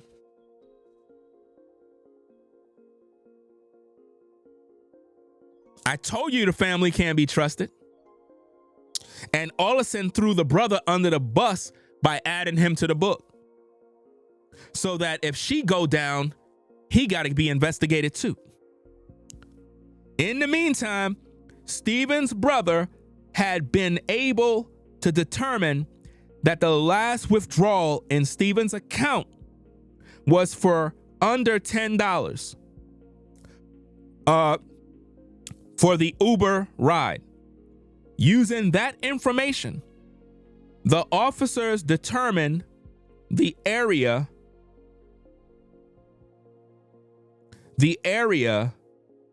that the far they have typos in this book. The officers determined the area that the far would have covered.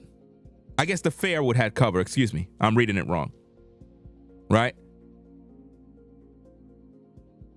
In other words, if it was $10 for the Uber, $10 can only get you but so far in the Uber. But that's going either direction. You get it? So based on the street where they were living, we did the Google map video with that. Based on where the Uber must have went, it's either, north, south, east, west. So they determine how far $10 can get you on an Uber. Right? And this is what she's saying, which still cannot be taken serious. Right? Using that information, the officers determined the area the fare would have covered. At a friend's suggestion, I started calling recovery centers within the radius created by the police, given his struggles with smoking and drinking.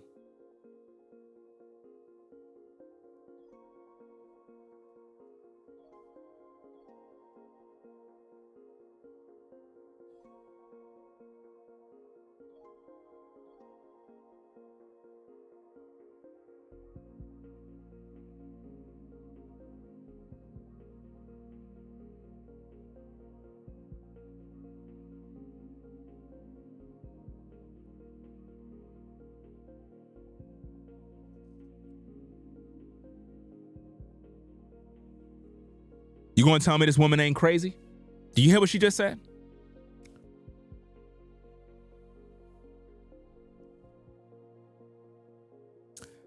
She said, quote, at a friend's suggestion,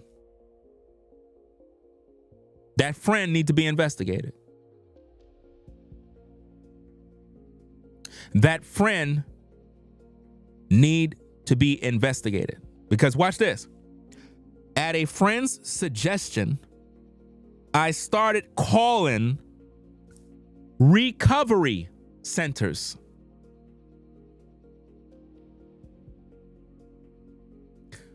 Why would you be calling recovery centers? Within the radius created by the police, given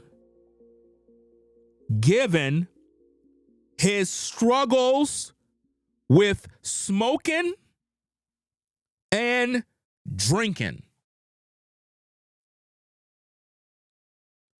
This alcoholic, Allison Holker, who was arrested for public intoxication, in the book on page 123 said Stephen Twitch Boss struggled with smoking and drinking. But yet, on his death, there was no fucking alcohol or drugs found in his system. You liar. You a liar.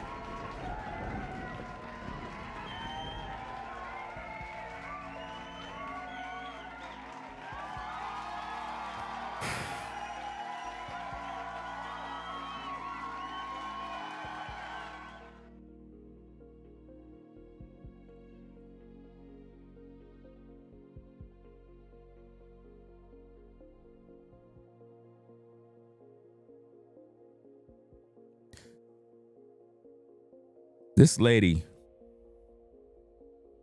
said at a friend's suggestion. So a friend told her, you should start calling recovery centers for addicts.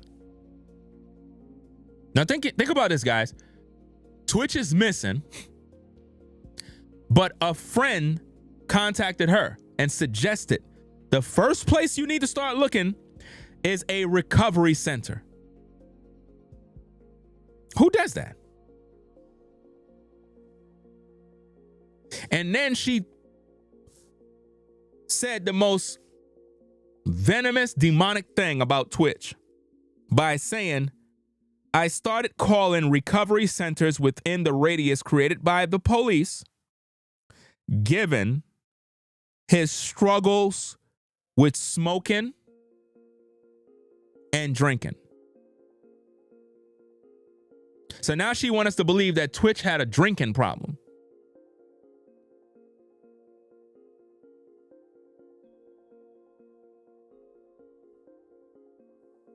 Twitch didn't have a drinking problem, guys. If he did, alcohol would be in his system. If Twitch was on drugs, if he was an addict, let me see if I can pull this up. Let me see if I can pull this up.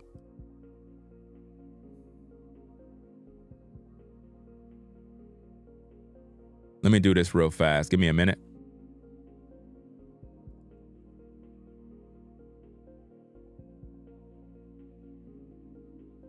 And I was right about the Irv Gotti and them, how they're going to make a post on their Instagram. Just like I told you guys, I said they're going to make a post on the Instagram for Irv Gotti talking about with heavy hearts and how he's passed away and the family needs privacy. We're going to talk about that later on. You know, but let me see if I can find this this receipt.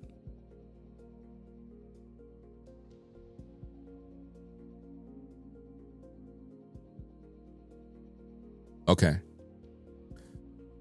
Let's get this.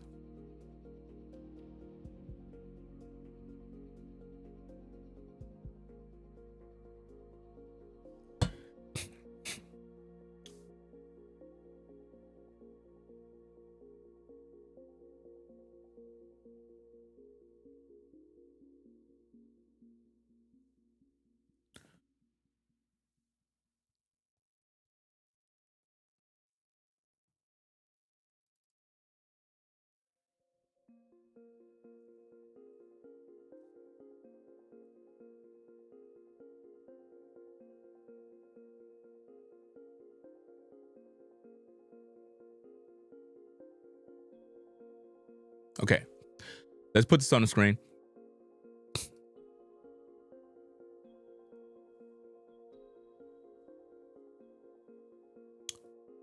Now, again, Allison had wrote in her book, page 123. She states that, where is it? Okay.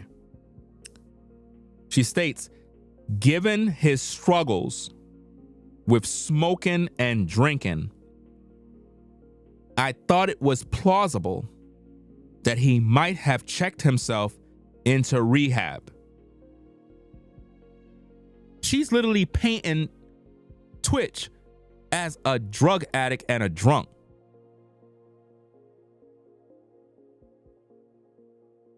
But now let's look at this. Check this out, guys. Now, remember, she tried to paint that he smokes, struggles with smoking. Remember she was talking about marijuana and all this other stuff? Okay, marijuana can be detected in your system for up to 90 days, depending on how often you use it. So now, again, if Twitch was a drug addict, smoking marijuana all day, drunk, drinking, right? All this negative stuff, it would be in the system for 90 days, depending on how often you use it. The length of time it stays in your system depends on several factors, including frequency of use, right? Metabolism, how quickly your body processes THC, body composition, all that other stuff. It says typically THC, the components of marijuana, let me see. Basically, it'll be detected in your body for 90 days, in your hair, 90 days, anywhere between one day to a month or longer in your urine. This is why a lot of people get afraid of urine, not urine, but drug tests. Like when they test you on the job for drugs, marijuana. That's why when they ask you for a urine test, people get nervous because they know if they're an active user, it's in your system. So it could be in the urine too, depending on how often the individual uses it. Up to 24 hours in saliva, and so on and so forth. 12 hours in blood. So once you do the research, ladies and gentlemen, and you figure all this stuff out, let me do one more thing. Give me a minute. Let me do one more. Right? Let me do this.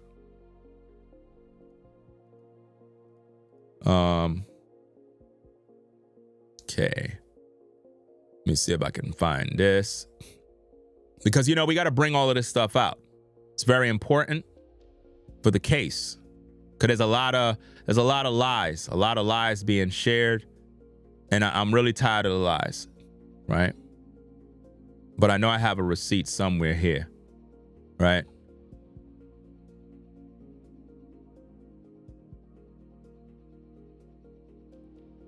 I know I got it here somewhere. That's not it. Okay, it should be coming up now.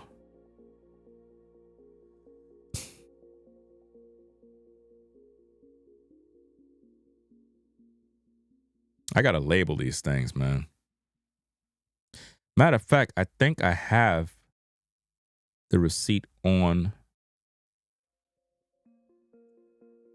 the video. If I can't find it, I'm gonna have to check my OBS menu. Because it should be there. It's been a while since I used it, that's why.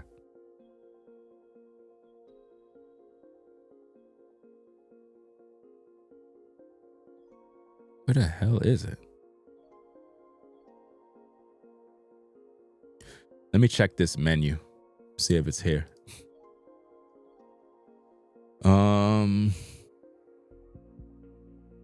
Let me check this.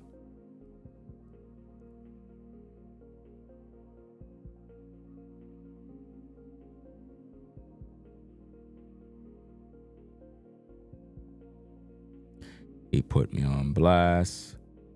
Green. Okay. Is this it?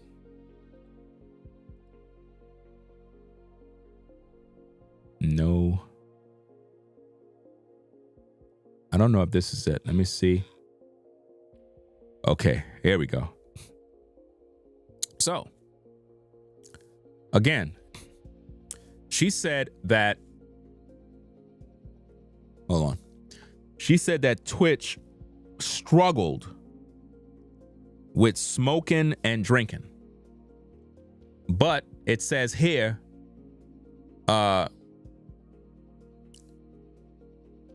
shortly after the So You Think You Can Dance alum's death in Los Angeles, county medical examiner confirms that he died by blank via a self-inflicted gunshot wound, right, to the head, according to the new autopsy and police report obtained by U.S. Weekly on Wednesday, May 24th. No drugs or alcohol were found in Boss's system at the time of death. So how could Allison write in a book that Twitch struggled with smoking and drinking? It would be found in his system. If you're an alcoholic, it would be in your system. Alcohol would be in your system. Drugs, smoking weed, anything, it would be in your system. at the time of his death, he would have these substances in his system. Also, it would also suggest this: if there was no drugs or alcohol in his system, Twitch was in his right frame of mind, which means he wasn't influenced by alcohol to commit such an act or drugs to commit such an act. So what would make him take his own life if he's not under the substances of any sort of drugs or influenced by alcohol? He's not impaired or anything. So she's lying. Anybody that is in the FBI should be able to know this. Like, I'm putting all this stuff together while Twitch's family ain't doing nothing. They're not doing anything. So again, on page 123, Allison literally said, at a friend's suggestion, I started calling recovery centers within the radius created by the police, given his struggles with smoking and drinking. All throughout this book, fam, she was trying to paint an image of Twitch being a drug addict, guys. Every minute she had a chance, she would say he was struggling with weed, struggling with this. He would be smoking this, that. I'm like, damn. But she's the one that got arrested for public intoxication. Remember that, guys. She got arrested for public intoxication. I don't know which video it is. Let me see if I can find the video. I'm not sure if this is it. Let me see. It's probably not. I don't hear anything, so maybe that's not the video. No. Let me see. Nope. But you know which video I'm talking about. The video we reviewed of her. Is this one? Let me see.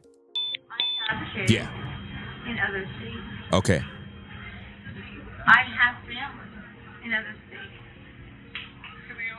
You guys know that I live here. But you guys are fine without me. And I'm okay. I just don't need people to tell me where I need to go or not. I'm okay as a person by myself. As a female, I'm okay by myself. We understand that. I told 2 people before her I was fine. And again, those of you that are on the Ringo TV Raw channel, you can't see the footage. You would have to be on the Ringo TV Reaction channel to actually see what's going on. We're reviewing Allison Holker drunk, pissy drunk in public, and she got arrested for public intoxication and disorderly conduct. It's on record that she got arrested. Twitch never been arrested. Twitch have no arrest record for any drugs, any alcohol, or anything. But she have arrest records of being an alcoholic and drunk. But she's telling you that Twitch struggled with smoking and drinking. Check it out. Wake me up. I'm woke as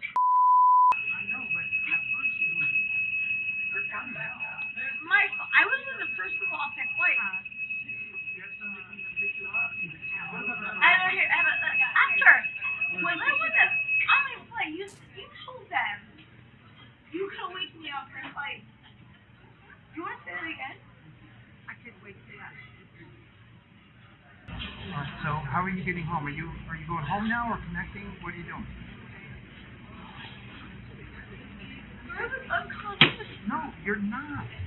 How much have you had to drink? It's not registering. Oh my god, how much have I to drink? Yeah. Are you serious? Yeah, I'm serious.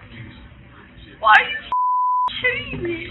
I want to get you home to where your destination is. I don't live here. Okay, where are you going then? Let's get you to Go away. But you're not saying where do you need to be right now? What do you mean? Are you getting a connecting flight or are you going to some destination? You got to answer our questions. You're so rude. No. Oh my not God, I really. do not have any. Why do you think we're still in your Oh my business? God. Because Oh my God, I have nothing. Listen up. I am. We can get rude. I am not being rude. I haven't done anything. This is my bag. We need you to answer a few questions before we can let you go.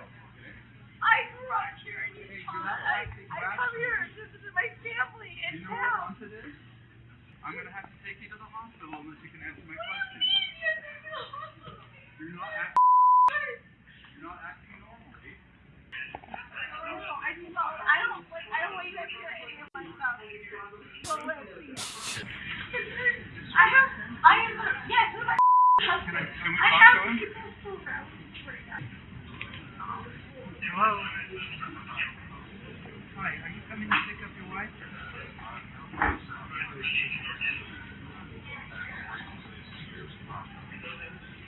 Okay, where is she flying to? Okay. Does she live here? I'm sorry. Why do I matter? I live here now.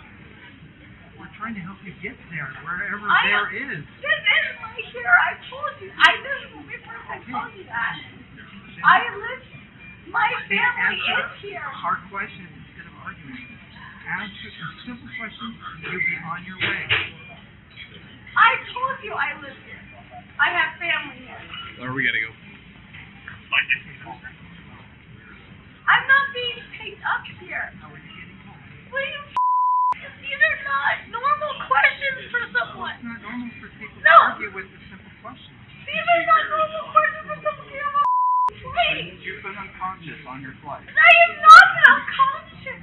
You were Oh my. difficult to wake up, and we're just concerned about I you. was okay. No, babe, this is insane. I was not. Can I talk to him?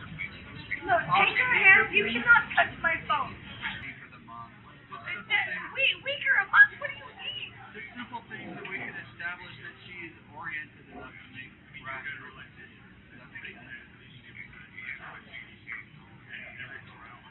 I'm on the phone with my husband. I clearly called my husband.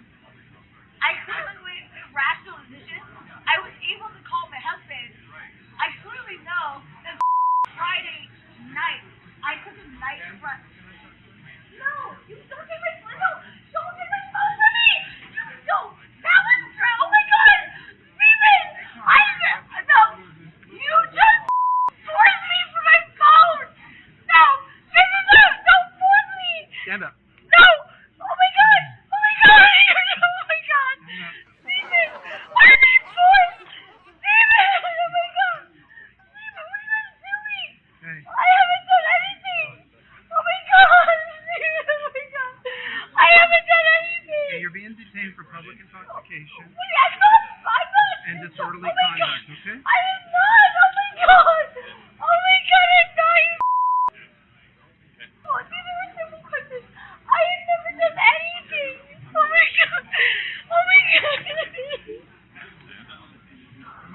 I have never done Don't make it worse. anything. Keep walking. No, guys. No, I haven't done anything. Oh my God, I didn't do anything. Got her.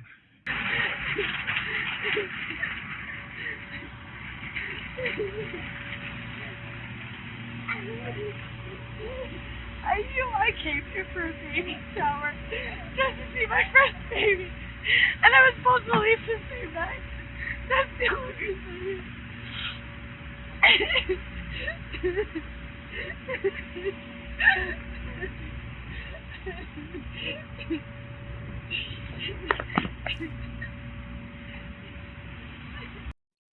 You see what's going on, ladies and gentlemen?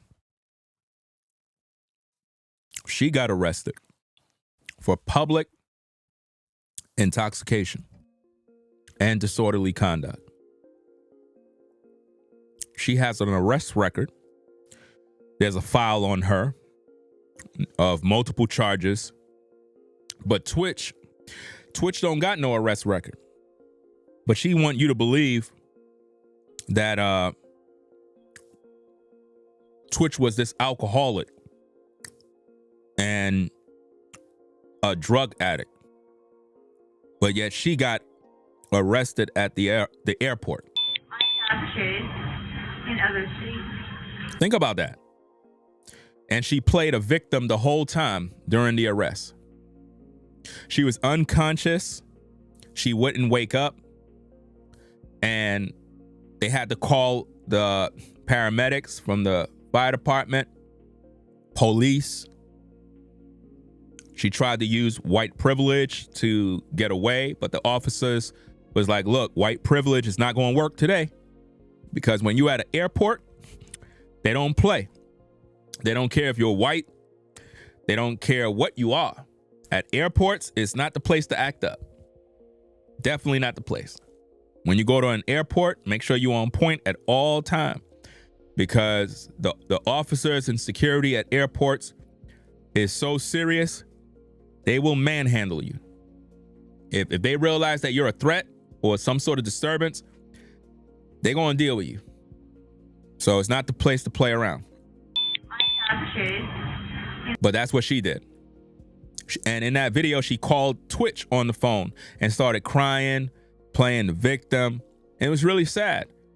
But now, again, this is the same woman in the book that accused Twitch of being one that struggles with smoking and drinking. She's really trying to paint Twitch as this guy that wakes up every day struggling and drinking. All she's doing is projecting what she do. In my opinion, the way I see this, all of this struggling with drugs and drinking is her. It's really her. And Twitch was protecting her image. Twitch was protecting her image. She's doing the reverse. She's not protecting Twitch. She's projecting what she always did onto Twitch's name. Whereas Twitch had to deal with a woman that was an alcoholic. He couldn't go out with her to certain places because she couldn't handle her drink. How many of you have ever been around someone who, you know, they had one drink, they start acting stupid. One drink, they started cursing people out. You know what I'm saying? Like, I could have drinks, but I don't mess with Henny, because Henny and me, it don't mix. You know what I'm saying? Especially if I'm around women and I have some Henny in my system, I'm gonna be talking about how much I want to fuck you, and like I'm gonna really be going wild. You know what I'm saying? I'm gonna really start wilding out. So you don't want stay away from Henny with me. You know, some of my coworkers, you know what I'm saying, from the old job, they got some recordings of me, some of the things. Like, we had some fun, man. We used to have fun on the job. We would be with the ladies and whatnot, have a couple of drinks, and we just be wilding out. But my point is this. Have you ever been around somebody that had one drink, like just one, and they started acting stupid? I'm talking about being violent, cursing people out, doing stupid stuff. Like, you can't have them around you when you hanging out. You know, it's one thing to be tipsy and be lit. That's cool, because you're still in control, meaning you're lit, you feeling yourself, you feeling nice. You know what I'm saying? You talking wild, you're just having fun, enjoying life. But it's a difference between somebody that drink and they starting fights, cursing people out, grabbing people, doing a bunch of crazy stuff. That is how Allison was. And that is what Twitch had to deal with. Twitch had to deal with that. Twitch had to deal with a woman that was violent when drinking, a woman that wouldn't listen, a woman that was disrespecting everybody. That is what Twitch had to deal with. She's crying in public. He had to deal with this. This is what he had to deal with. That's why she traveled alone, because Twitch knew she's going to have a drink on the plane. She's going to be ordering shots. You know what I'm saying? And she's going to drink too much. One drink. Matter of fact, she probably ordered one drink and was toasted already. Because you know on these planes, you can order a drink. You know? And that's what happened. She was toasted off of one drink. Not even a bunch, a little bit. Because technically, if you're on a flight, you know, they have a lot of things you can buy, a lot of things you can get, you know what I mean? Besides those damn little crackers, you know what I mean? You know them little crackers they give you on a plane and whatnot, little complimentary cracker. You know, you buy that, they give you that with a little drink. I mean, them crackers be good when you hungry. You ever been on a long flight and they give you them cheap crackers? Them crackers be good. But she had a drink, and normally on a flight, they should know not to keep serving you damn drinks. They probably served her one, and that took her over the edge because she's really an alcoholic. She's really an alcoholic. Look, anytime you get drunk off one drink, you need to stay away from alcohol because it's not really for you. You cannot be socializing and drinking if you're an alcoholic like her. She's the alcoholic, not Twitch. When have you ever heard of Twitch being drunk? I never seen Twitch drink. I never seen or heard about Twitch drinking. I never heard that. So what Allison is doing is she's projecting her life onto Twitch. All of the negative things about Allison, she's painting that on Twitch so that she could be Twitch good things. In other words, the good side of Twitch is what she wants. Whereas the bad side of her, she's painting that on Twitch. And that's what she did in her book. You know what I mean? Imagine all these taxpayer dollars going to all these resources for this drunk ass woman. She is drunk in public, on a flight, coming off the flight, and toasted. You tell me. And again, those of you that are on the Ringo TV Raw channel, we're streaming on 2 channels. So if you're coming in from the YouTube Shorts algorithm, I have another channel called Ringo TV Reactions. That is where you're able to see the footage, right? So you would have to look it up on YouTube. Just type in Ringo TV and you'll find my other channel, right? Because we live on 2 channels right now. So in this video, Allison Holker got arrested. But there is no arrest records for Twitch. Twitch never been arrested, guys. He have a clean record. Never did no dirt to nobody. But she got arrest records. She has a history. But did she put that in the book? Did she put in the book that she got arrested for public intoxication and disorderly conduct? Did she put that in the book? Because I haven't seen it yet. You know? Manny is not Twitch's friend. I need for y'all to all understand that. Listen to me very carefully, guys. Manny Cross is not Twitch's friend. We already did videos on that. I still got to come out with part 3 of the interview that he did on Make It Make Sense, right? Manny Cross is not Twitch's best friend. Manny Cross is an opportunist who used Twitch's name and likeness to enrich himself. We exposed that in multiple videos. He's just an opportunist. That's all he is. Right? That's all he is, guys. He was never his friend. He was a fan of Twitch. He looked up to Twitch and probably met up with him on a couple of occasions. He met up with Twitch on the Ellen DeGeneres show where Cheerios sponsored Manny's endeavors with opening a dance studio via the Ellen DeGeneres show, not Twitch, right? So anytime you see Manny post, talk about, oh, my best friend, you know, Twitch, all this other stuff, He's using Twitch to enrich himself. That's all he's doing. All right? I have kids. So this woman right here is in no position to talk about anybody being an addict or on drugs when she's most likely using drugs, because it's not just alcohol in her system. That woman got some sort of drug in her system right there.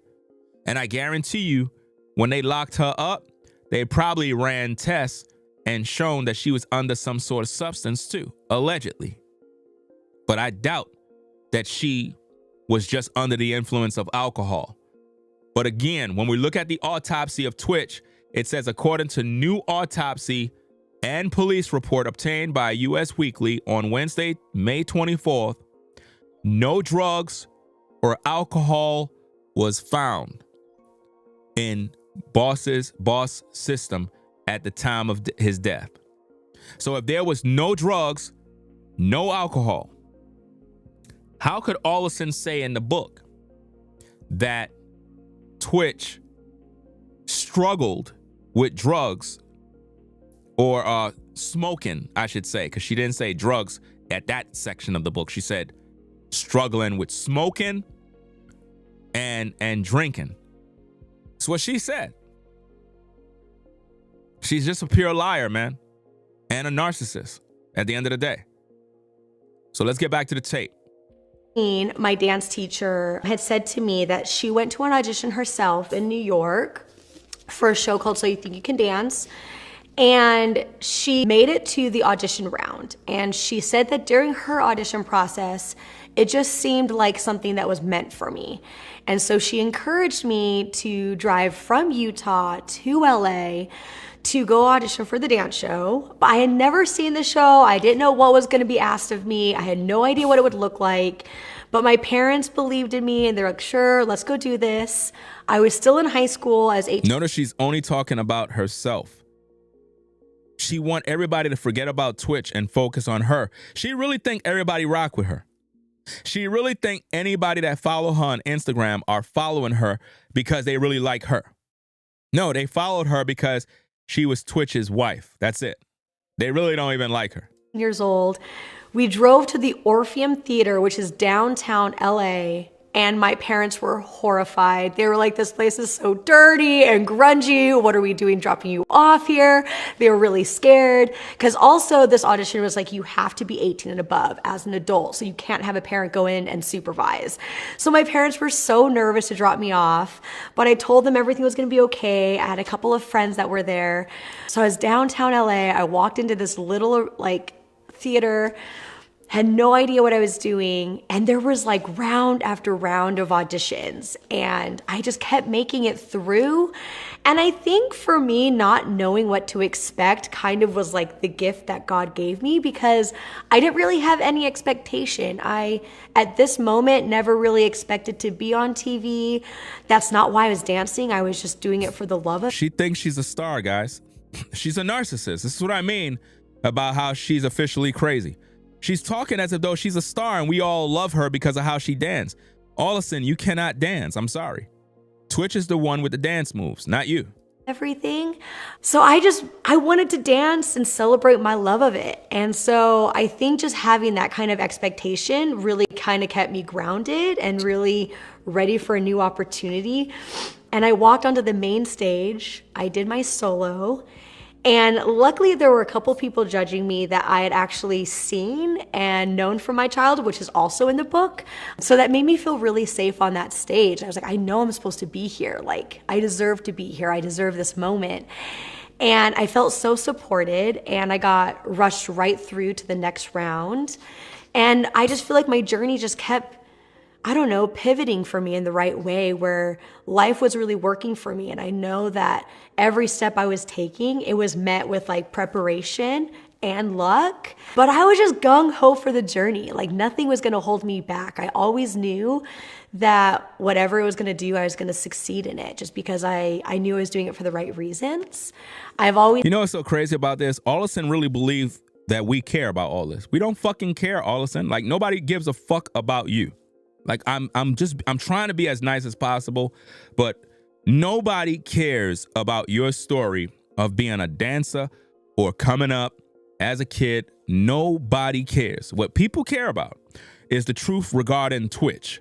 That's all we care about. Nobody want to know about your childhood or you being Cinderella or princess. Nobody cares about that. We want to know the truth about Twitch. That's the only reason why people are here. That's the only reason why anybody would be interested in even looking in your book, is because they were hoping that you would stand for justice for Twitch, but clearly you're just an opportunist. You know what I mean? But nobody cares about none of these things you're saying.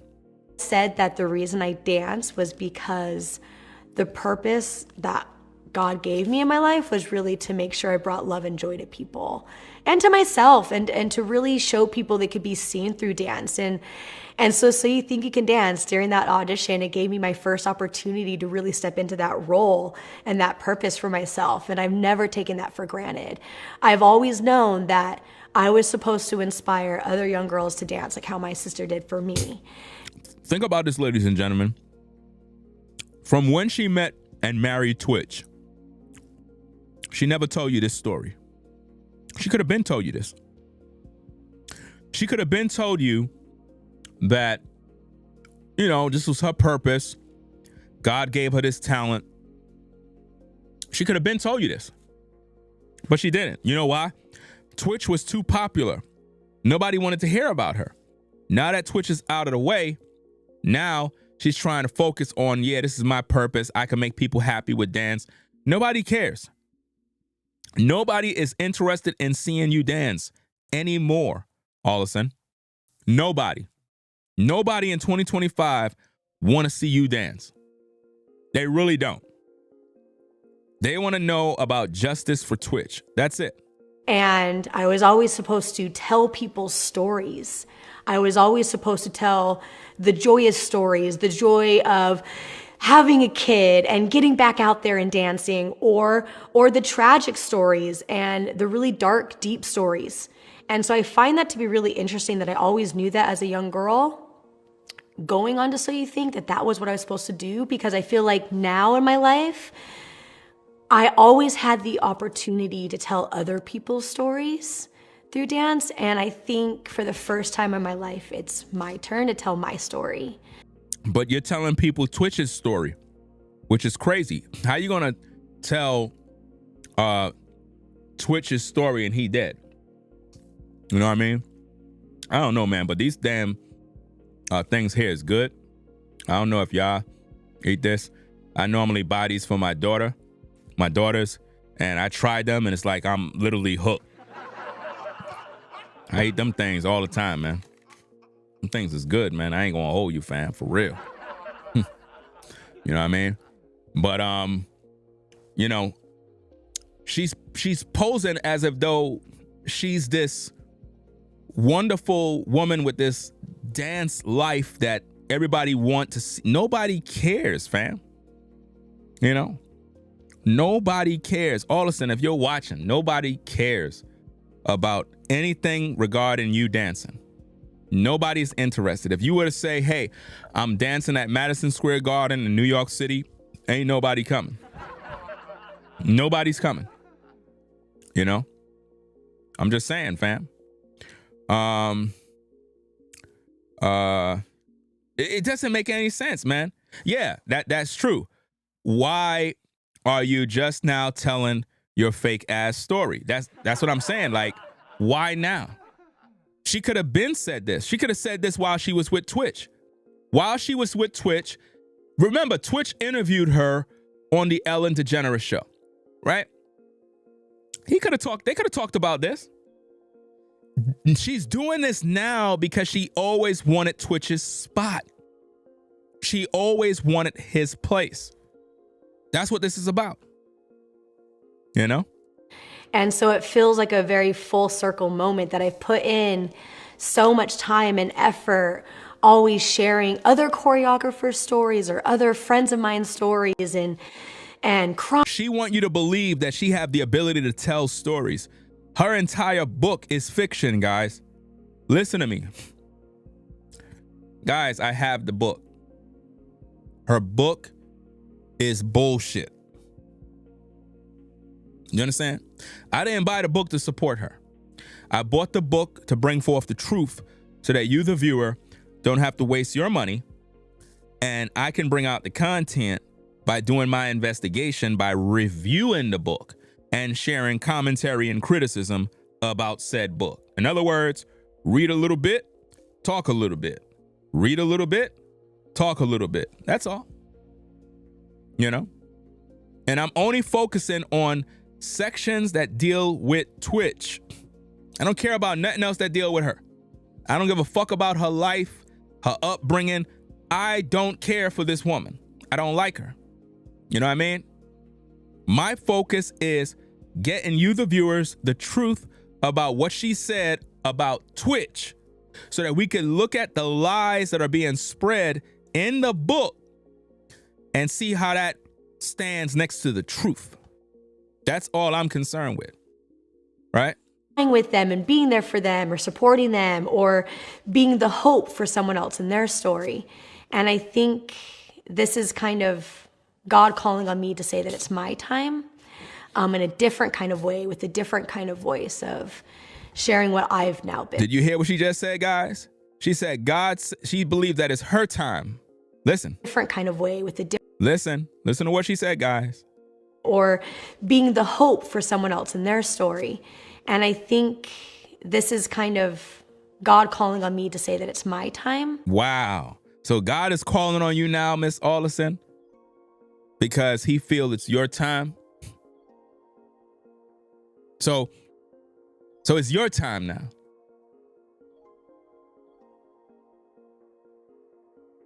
You see how this works? It's her time. After they took Twitch out, now it's her time. It's nasty work.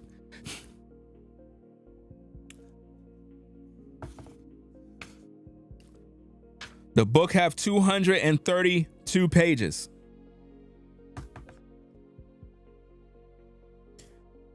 The book have 232 pages to the person that asked the question.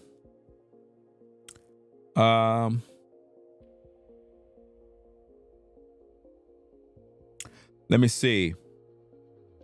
So again, we read the part where it says, at a friend's suggestion, I started calling the recovery centers within the radius created by the police. Given his struggles with smoking and drinking, I thought it was plausible that he might have checked himself into rehab. Why would he check himself into rehab if he was supposed to meet you at the gym?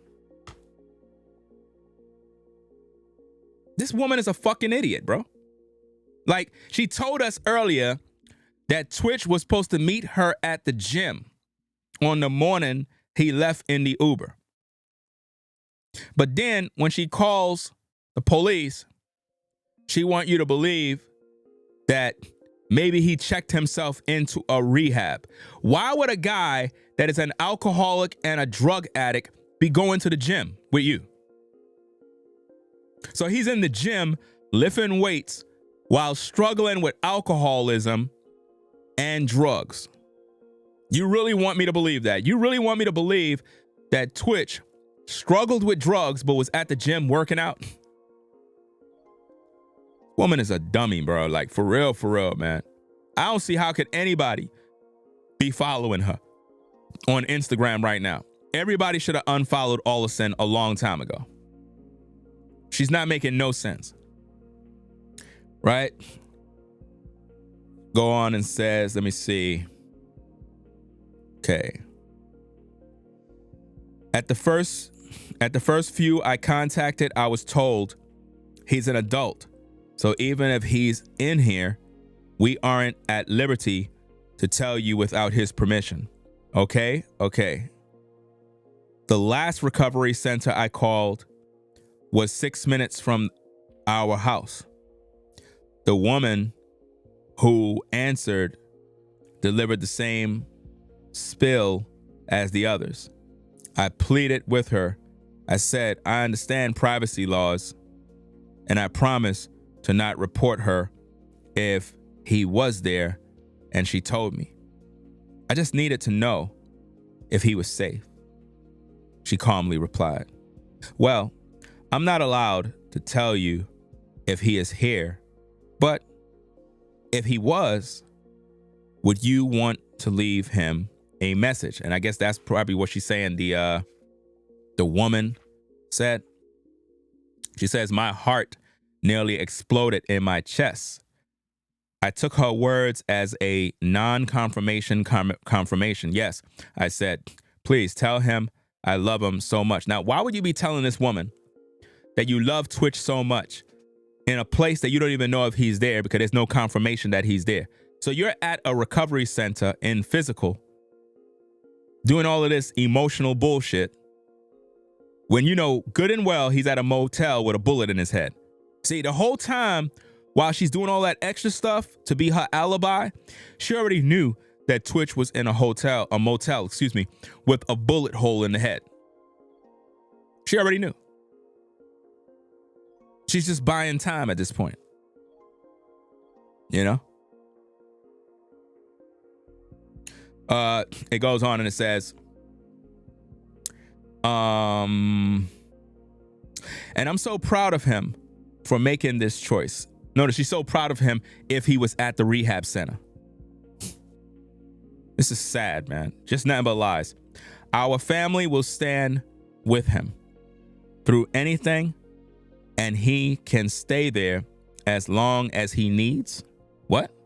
So you're saying Twitch can stay at the rehab as long as he needs, but his family didn't know he was on drugs and drank? You don't think his own family would know? If Twitch struggled with drinking and smoking, you don't think his cousins, brothers, sisters, nephews, you don't think they would know? I mean, the lies are just crazy, man. The lies are crazy. Okay.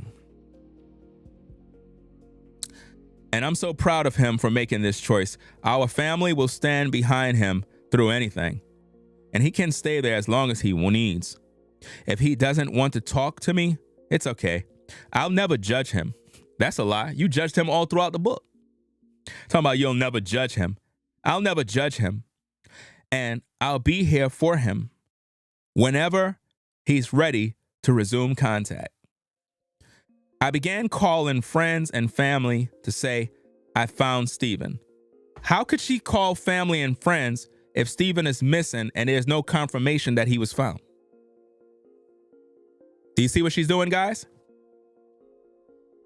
She's on record in this book saying that she contacted family and friends claiming she found Stephen. How? The rehab place never said he was there.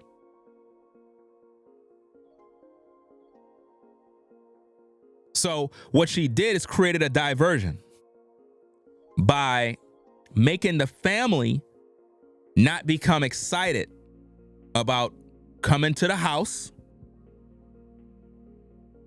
going out looking for him, because remember, the murder may have allegedly taken place in the house, for all we know. And they brought him to the hotel to drop off the body after he was shot, possibly in the house. I'm just trying to give y'all all the info, because she said, I began calling friends and family to say I found Stephen, that he was safe. Why would you call family and friends and lie to them when none of those rehab centers made it crystal clear that Stephen was there? Yes, she's a narcissist, definitely. She says, I ran outside to the front yard to catch the cops who were standing near their parked squad car. I said, hey, I think I found him, but they can't legally confirm with me. Allison, are you stupid? You're telling officers you found him, but the rehab can't legally confirm that with you?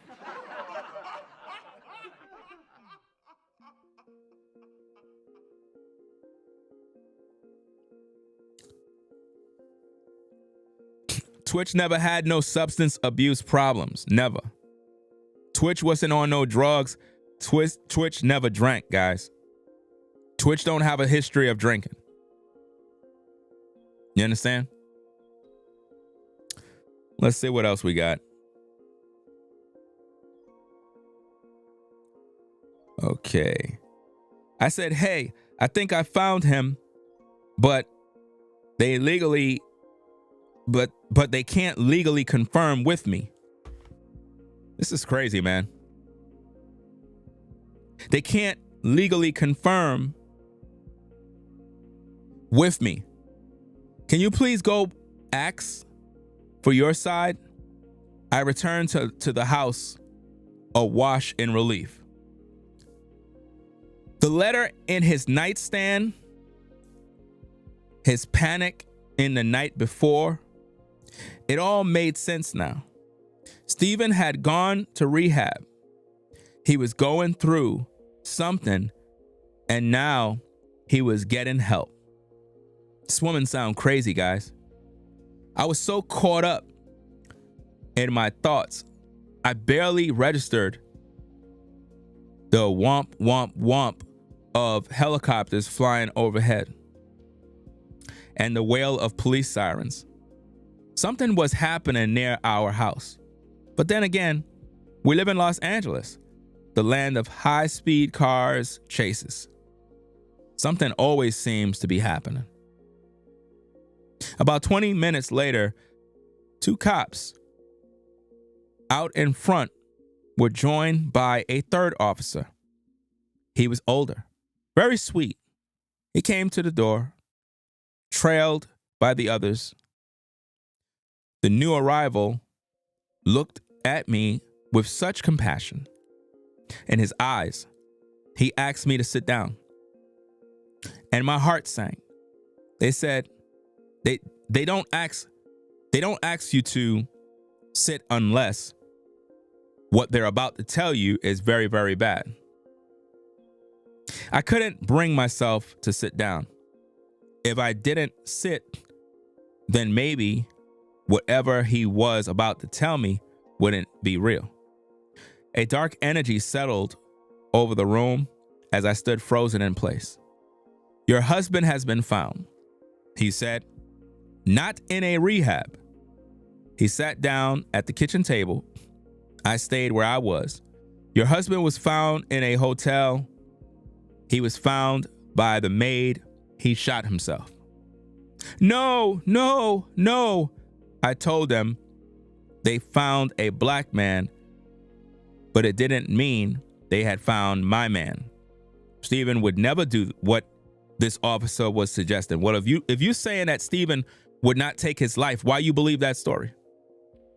Why you didn't come out in public and say, I don't believe the official story? My husband would never do that.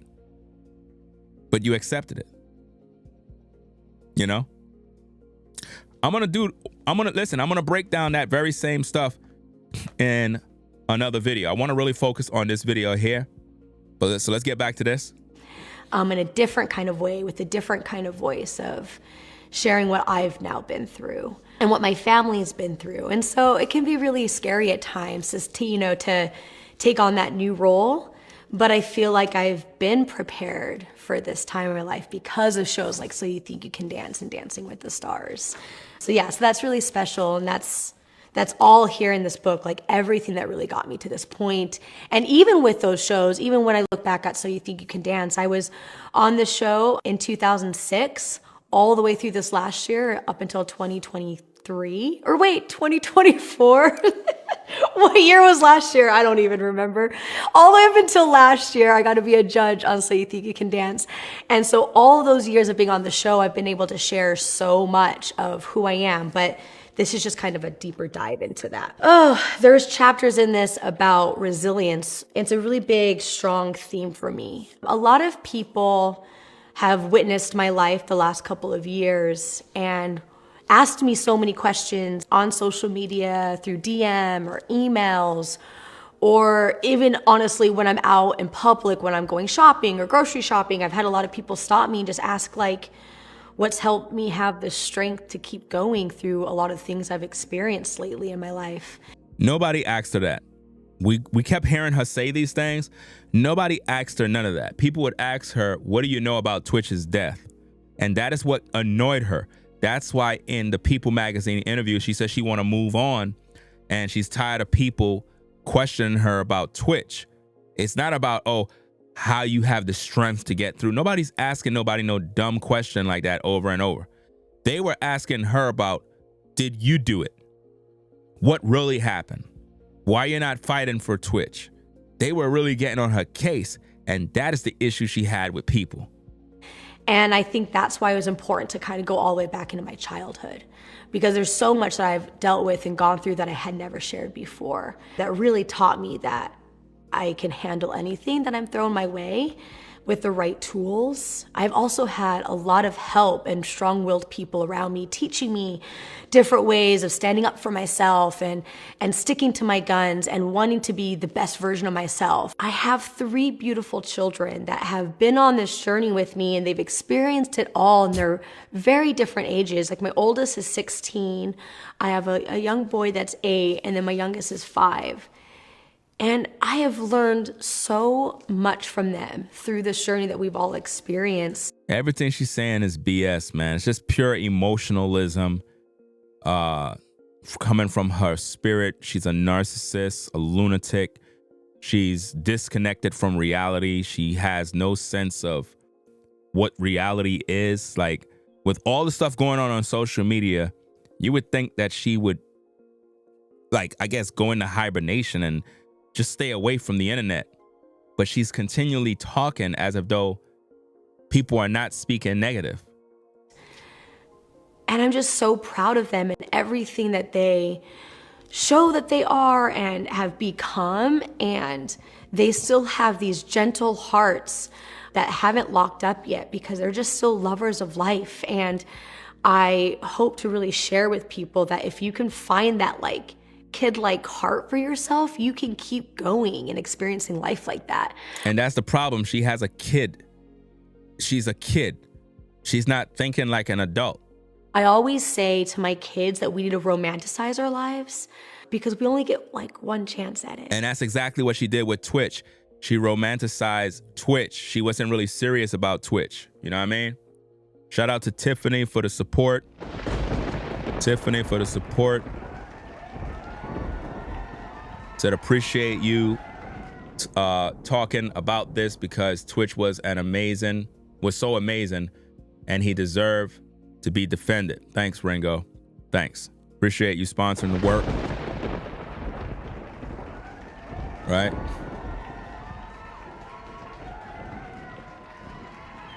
Okay. Let's get back to the video. I gotta go grab something to drink. Probably get me some chips or something. So I'm gonna let it play and I'm gonna be right back, right? I gotta do what I gotta do, fam. And so they're definitely like my inspiration to keep going, and like the way our family is still channeling through and still going and still experiencing it. We still find laughter every single day. So I'm excited for you guys to also read that like my children are also like my biggest champions. With that, I also thought it'd be kind of fun to answer some questions that you guys have sent in as we kind of like move into like the second half of this live. But also this book, yeah, I hope you guys can take this book, learn as much about me as you can, but also find a little bit of hope for yourselves. If you maybe have, been around someone that's kind of in a low themselves, encourage them to find purpose in themselves, to keep that motivation, to keep going. And if they can just wake up the next morning, they can hopefully inspire someone else and see that there's so many people that love them as well. Because the kind of grief that my family and I have experienced, it's really, really difficult. It's really hard, and I wouldn't wish it upon anyone. So if we can just keep encouraging each other to keep going and finding that light in life and finding that life is really here to help us, not work against us, I think that will really help so many people. Also, if you would like a signed copy, go to thisfarsignedbook.com to get 15% off. and you'll get an autographed edition. I'm going to say that a few times throughout this, but I love you guys. And if you're new to following this live, thank you guys for joining. This is my book, This Far, my story of love, loss, and embracing the light. We're going to move into some questions that we have. So I know I've been rambling and talking. I do that a lot, but motivation to keep going. And if they can just wake up the next morning, they can channeling through and still going and still experiencing it. We still find laughter every single day. So I'm excited for you guys to also read that, like, my children are also like my biggest champions. With that, I also thought it'd be kind of fun to answer some questions that you guys have sent in as we kind of like move into like the second half of this live. Notice how everything in that video is edited. Everything is cut, copy, paste. Everything is edited. She's not talking fluent. It's like how when I come on live, there's no edit. I'm just speaking straight. I'm talking to the camera. You can see me. I'm over here. You can see me. You know what I mean? If I make any mistakes, it's on the live. You know, whatever I do, it's live. No hiding. But with her, everything is edited. You have to always peep game. So this book, yeah, I hope you guys can take this book, learn as much about me as you can, but also find a little bit of hope for yourselves if you maybe have. Notice, she said, take this book to learn about me. She been with Twitch for 9 to 10 years. When have she ever focused on you learning about her during that time? She want you to forget about Twitch and focus on learning about her. She never loved Twitch. From the day Twitch got with her, she never loved them, man. She's crazy. Literally. And this is something that Twitch may have been protecting her from for years. Meaning, Twitch knew she had some sort of mental problems. And he probably was trying to protect her image. But he couldn't deal with that mess. And probably wanted to leave. We talked about that in all my earlier investigative videos, that Twitch may have wanted to get a divorce. And then y'all thought Manny said that. No, Manny got that from me.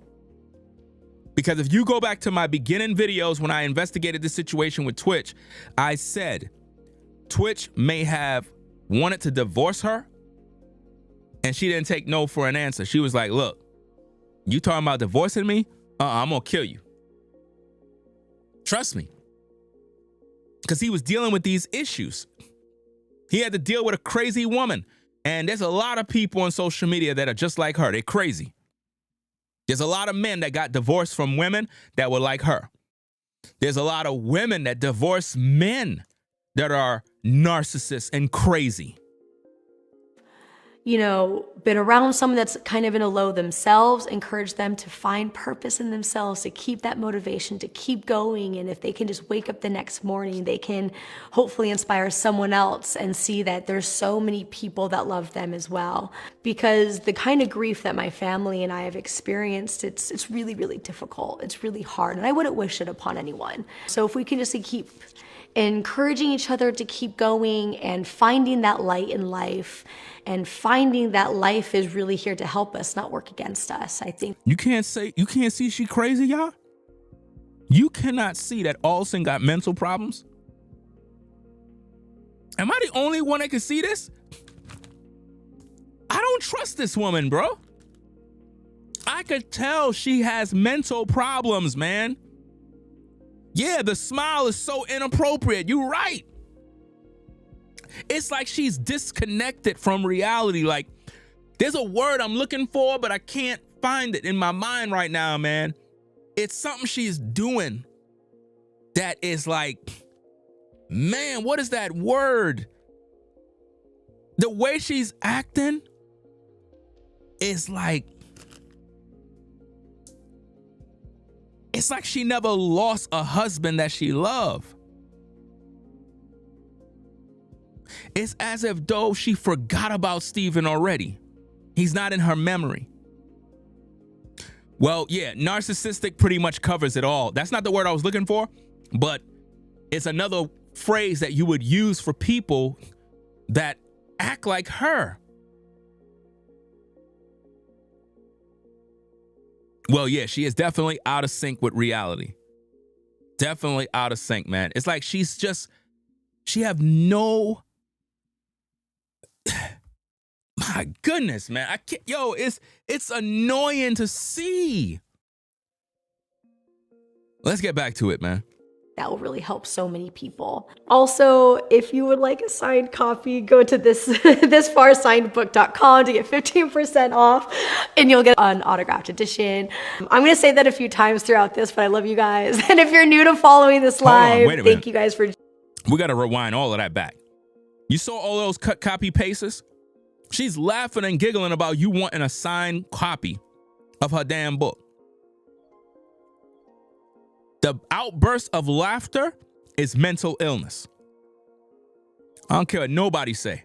Wish it upon anyone. So if we can just keep encouraging each other to keep going and finding that light in life and finding that life is really here to help us, not work against us, I think that will really help so many people. Also, if you would like a signed copy, go to thisfarsignedbook.com to get 15% off, and you'll get an autographed edition. You see that horrible editing? That's some horrible editing. Whoever edited that, I would have took the video down. I would have took the video down and had it done over. You talking about go to your website to get 15% off. You sound crazy, woman, for real.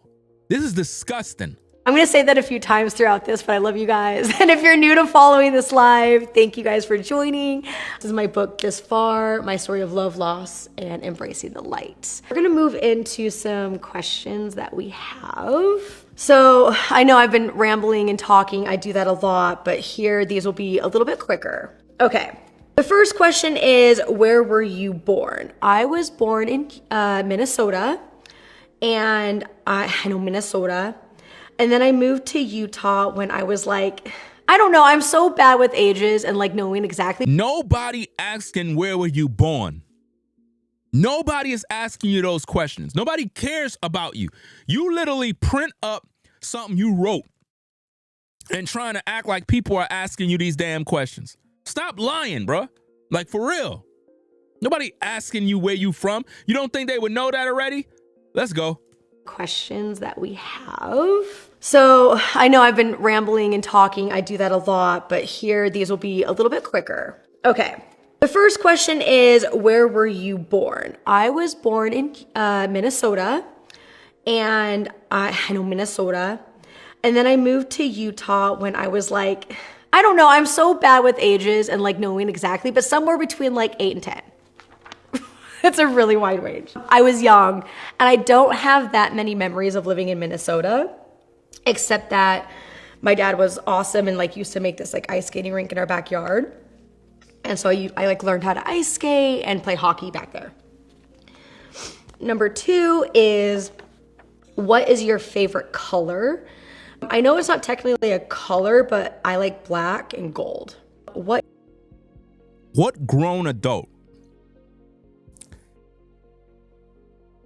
is asking this woman, what's your favorite color? It's like she's a fucking kid.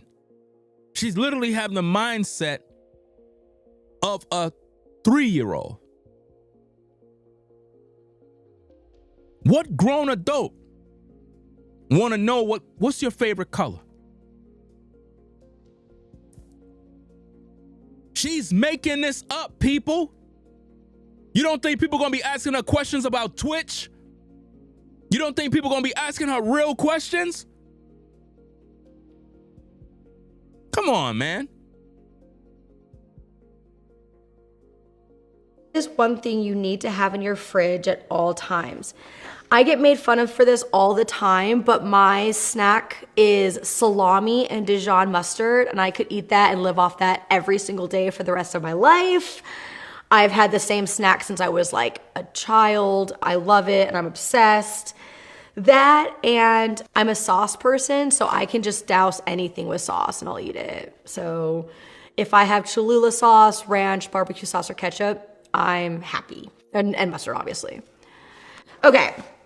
The next question is, who is the most interesting person you met recently?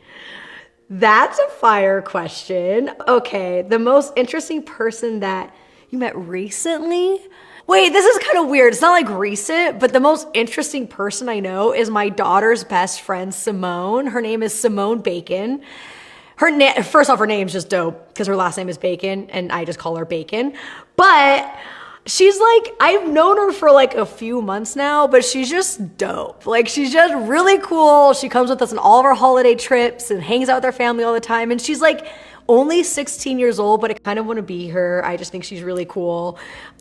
She comes with us and like, she just makes everything like light and fun. She just like is so invested in life and experiencing everything. I took her with us to Utah a couple weeks ago and we were going to this cabin and she looked at me and she just started bawling and she's like, Miss Allison, this is my first time seeing snow. And it just like melted me. It was like the sweetest thing ever. So yeah, so my daughter's best friend. I don't know. Okay. What is my biggest pet peeve? Is it okay for me to give a few? Is that okay? Okay, cool. So my biggest pet peeve, first, eating with your mouth open. Not cool. Just keep it closed. Close the mouth. We don't want to hear it. We don't need to hear what you are eating. Second pet peeve, close cabinets behind you. I don't want to hurt myself. I don't want to sprain an ankle. I don't want to get a bruise on my shin. I bruise easily. I got anemia. So if you leave drawers open, I'm going to bruise. And that's something that's really just directed at my kids. So please close the cabinets behind you and the drawers because obviously it's kind of a trigger for me because it happens a lot. So close your drawers, please. Let's see, what else? Biggest pet peeve is I'm like a feel good, smelly kind of person. So like, I don't know, smell good. Is that okay? I don't know. Just like put on deodorant and stuff. She has mental illness, guys. You cannot see that this woman has the mind of a 5-year-old. Kindergarten questions. These are not adult questions, guys. None of these questions are coming from adults. These are kindergarten. You're at school teaching kids in a classroom. These are kindergarten grade level questions. That's why I told you, listen, she did not write this book. She did not write this book. Because the way she talked, the way she communicate is not the words that are used in this book. It's not. That's how I know when somebody is real from fake. I don't know. Okay. What is your favorite hobby? I feel like I have like lots of hobbies. Okay. Is cold plunging a hobby? Because I like to cold plunge. I like the sauna. I like to work out. The unnecessary smiling is just so disgusting because people want to know about Twitch. They don't care for you. Like, I'm just being serious. Like, nobody wants to know you, Allison. You're not a likable person. Nobody likes you right now. Have it ever dawned on you? Do you even understand social media? Do you even check the stats to know what are people saying about me? What is my public image rating? Do you even know your public value? What are the people saying about you online? Do they like you? Nobody likes you, Allison. You're smiling like we're all friends, like we really rocking with you. We don't like you because we see how dirty you are on Twitch. You're disrespecting this man every chance you get. You're lying all throughout your book. The book should have been in the fiction section of the bookstore because the whole book is fiction. Everything you're talking about regarding yourself and your upbringing are lies too. Not only is the book full of lies about Twitch, but everything that she talked about in regards to herself are lies. How do you know? Because if she's lying about Twitch, she's lying about everything about herself to make herself feel important.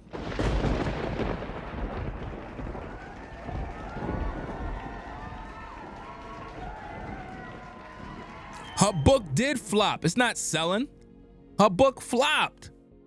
Listen, her book flopped. You understand? It flopped. That's why she's going hard in the paint, trying to promote it on all these different websites, doing interviews, trying her best to plug the book in hopes for people to buy it. The book was $30. They lowered it down to $20. She's now telling you, go to some website so you can get 15% off. They bringing that price down low, low, low, low, low. Why? Nobody's buying it. Nobody's buying it. You know? I bought the book to do content. I'm smart. I bought the book to do a review. This is a reaction channel. I'm reacting to the book. I paid my money. I read the book and I react to it, sharing my review. No different than if I watch the movie and I share my thoughts about that movie and play a clip. Same thing. It's called fair use.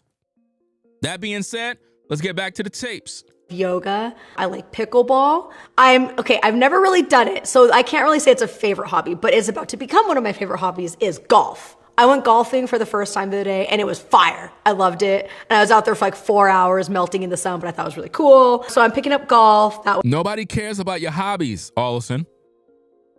Nobody don't care. See, you're not a likable person. You're not. You're not. And it's like the more you play this passive aggressive type mindset, it's like you're weird. Is that the word I was looking for? Passive aggressive? Is that the word I was looking for? I think that was what I was looking for. It's really, really cool. Watching movies. I avidly think that's a hobby, and so I love watching movies. I'm a nerd, so I love everything Harry Potter, Lord of the Rings, Dune, Star Wars, all that. So I'm just a collector of items and stories, books, all the series, all of it. So that's a hobby of mine. Oh, which takes me to the next question. What is your guilty pleasure TV show? I just named them. Dune, all the Star Wars everythings, all the Harry Potters everythings, all the nerd stuff. I like it. And anime. Naruto. So, okay, there's only a few more of these, but they're really fun. Okay, what is your guilty pleasure junk food? I have a lot of these too. Okay, I like Reese's. Pretty much anything chocolate is really, really lovely to me. This is like, I don't know if this is like a normal pleasure junk food, but I like ramen. And I'll eat ramen any hour of the day with like sriracha sauce doused in it. So that's probably my pleasure junk food. And I hadn't had fast food in like 15 years until recently. But I would definitely put a quarter pounder and fries from McDonald's in that category as well. So don't judge me or judge me if you'd like. I've also just recently had soda for the first time in 15 years. Yeah, the word I was looking for is passive aggressive. That's the word that I was looking for. Her entire way she presents herself is a passive aggressive way of doing things. Like she's avoiding criticism, but she's also showing us how much she hates Twitch, right? While at the same time making herself out to be important, but avoiding the criticism, avoiding confrontation, she's avoiding everything. And she's just moving forward as if though we can't see what she's doing. That's the best way I could put it. It's disgusting. And if you mix your cup with 2/3 Diet Coke and then the other third Cherry Coke, it's delightful. With the like smashed up ice, not the regular sized ice, like the smashed up small, beautiful ice. That's my guilty pleasure. Who is the last band you've listened to? Ooh, okay, wait. Is Coldplay considered a band? Yeah, perfect. Okay. I just went and saw Coldplay play live in Australia. I went to both nights of their show and it was the best thing I've ever done in my entire life. I can't wait to just be a fan and go see them whenever and all the times I can.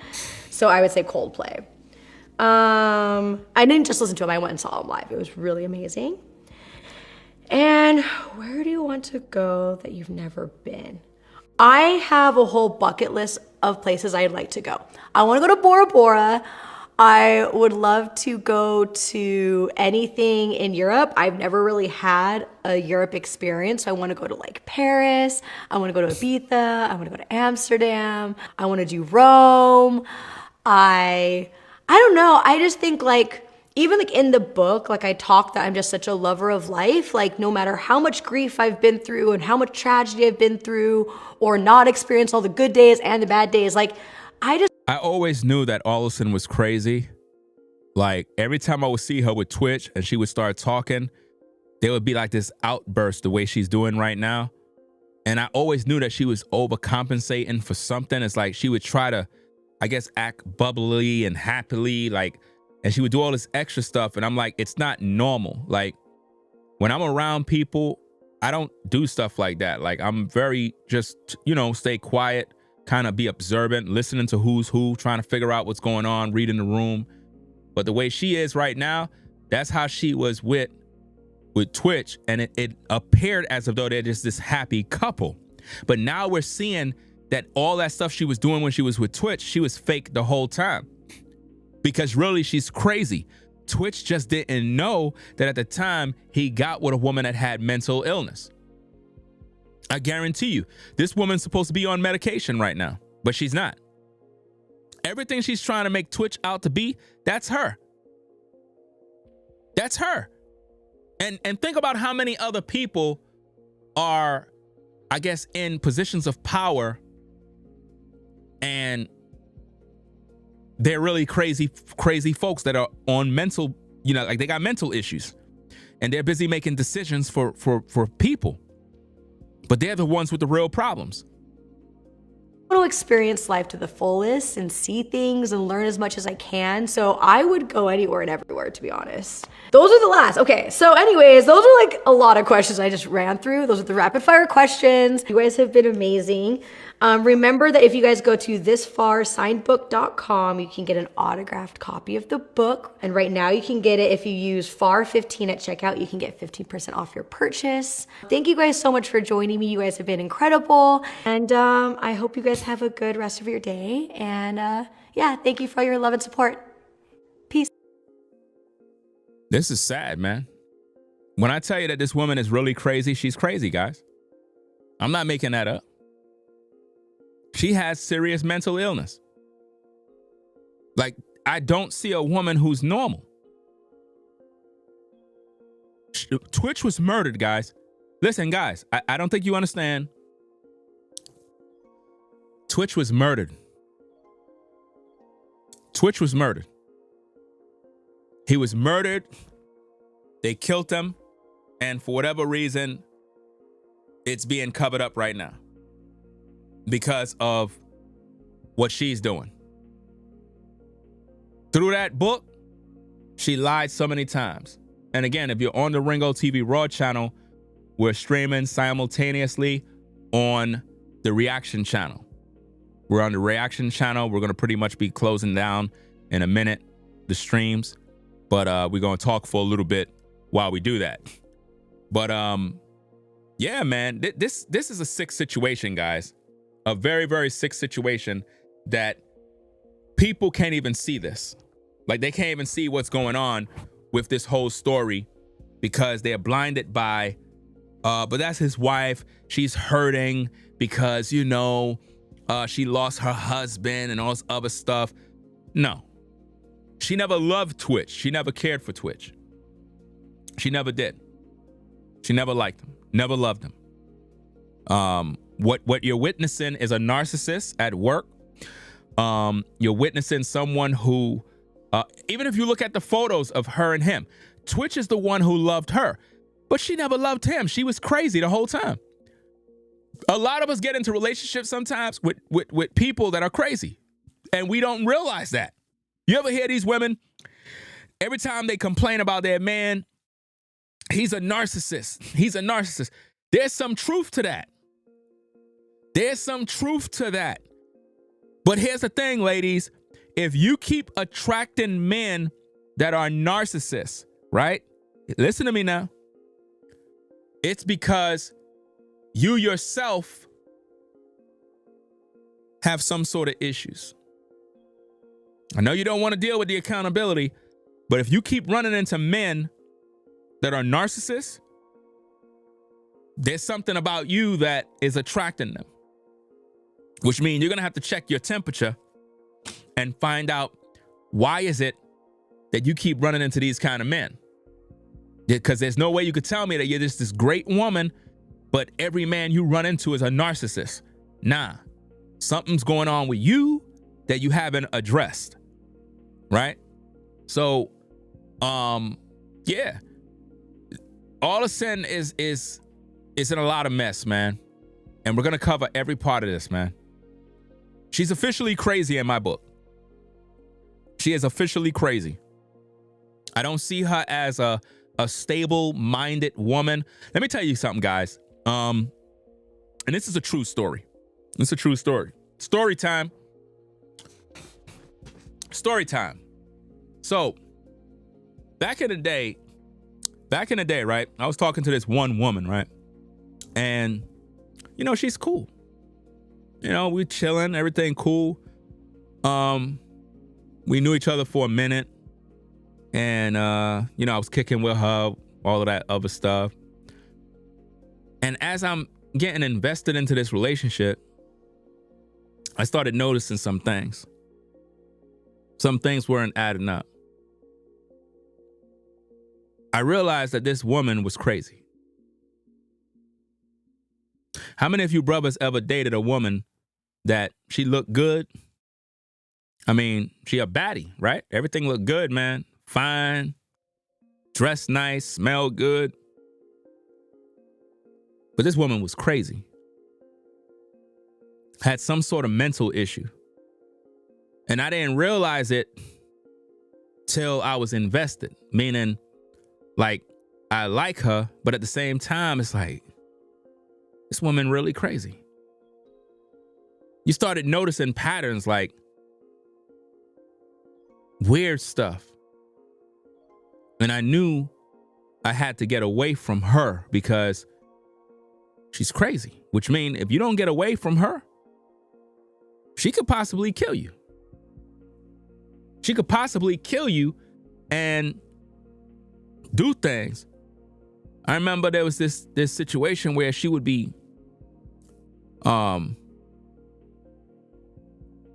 like following me around, doing weird stuff. Like I'll be at certain places, she watching, following me. Like literally, like hiding here, doing this, doing like weird stuff. And I'm like, the hell's going on with this one? I know I just saw her. Then I would confront her about that. I'm like, yo, what the hell you doing? And she's like, oh, well, and she would be talking some weird stuff like, I can't live without you. Can't live without me. I don't know about that, man. Like you starting to get really weird. You know what I'm saying? But I just kind of just let it go. And I started hearing other things from people that's like, yo, man, you need to let shorty go, bro. Like, she weird, man. She looked good. Yeah, man, she definitely looked good. But I'm hearing a lot of stories about her, man. Like, she be bugging out, man. Like, doing some crazy stuff, picking up knives and, you know. So, I forgot where in the world it was, but news in the streets be traveling far. And I remember there was this situation where one of my peoples, they was like, yo, so-and-so and so used to talk to her, fam. I was like, who? Oh, so-and-so and so. Yeah, he used to talk to her, man. Word. So I was already in transition and of getting out of that situation with her, right? Bruh man was telling me all sorts of mess, man, about how she crazy. I was like, yeah, she crazy, man. She'll pick up a knife. She'll lie. She'll say you did something to her. She'll say you hit her. She'll say you did this. I said, nah, I can't have that around me, man. And it kind of remind me of all these relationships these dudes get into where women be falsifying information, saying that he beat her up or he SA'd her or whatever, raped her. And I was like, nah. And then once I got to the point where I was like, I'm leaving, It's like she didn't want to let me go. She ain't want to let me go, guys. She did not want to let me go. It's like I would go, but couldn't go. And I'm trying to figure out, was Twitch in a situation like that where it's like he wanted out, but couldn't get out? So when I say I left and couldn't go, it's like no matter if I would stop calling, if I would stop doing this, if I would stop looking for, they would literally pop up and be like, why you leaving me though? I don't understand. I'm like, look, the fuck, you're crazy? Like, I don't want to deal with you no more. Like, what? Leave, man. But why? I mean, what did I do? I didn't do nothing wrong. Why? I'm like, yo, she's crazy, man. She's crazy, man. This woman is crazy. She don't want to leave me alone, bro. So what ended up happening is, it's like I wasn't still with her, but I was kind of communicating. And I guess it got to the point where she decided she's leaving herself. And it's like, that was the only way I was able to get rid of her. She was crazy. Very codependent. Like, she really thought I was her lifeline. And I think it's because she'd been dating different men, and for that reason, none of those relationships worked. And it seemed like nobody wanted to be with her. So it's like, with me, she probably felt like, wow, we were with each other for a minute, and now you just want to let me go. Nah, I can't go. So I know what that's like, man. That's why if a woman is crazy, I'm not dealing with her, man. Once I start seeing that mental illness stuff kick in, you start acting weird, nah. So Twitch was with a woman that was crazy from the beginning. He just didn't see the signs, and he liked her. And typically crazy women are somewhat attractive. You might end up having a baby with them. This is why you have a lot of dudes, they got baby mamas from hell, and you wondering, but damn, how come you didn't know that from the beginning? How come you didn't notice that your baby mama was from hell? Well, you're not gonna know in the beginning. You can only learn this through experience. Now, once you experience a baby mama from hell, or just a woman you dated from hell, or even if you're a woman dating a crazy narcissistic man, once you learn this, you shouldn't keep repeating the same issue, because you learn from it. You see? And there's a lot of women that look good on the outside, but they got demon spirits on the inside. You know? They look good, but they got spirits. You know? For example, a lot of these women on social media that do tarot card reading and spells and all this other mess, and they're witches. Witches normally look attractive. They normally do. A lot of them. And, you know, they're busy watching you. They normally gravitate towards men that have power and influence. I have a lot of women like that follow me on my Instagram, women that subscribe to my channel. These are tarot card readers. They do all sorts of weird spells and weird shit, and they follow me for whatever reason. Like, I don't know what they're searching for, but whatever demon spirits they're communicating with about me, none of their nonsense work, because I'm not interested in all of that shit that they do. But witches normally gravitate towards powerful men.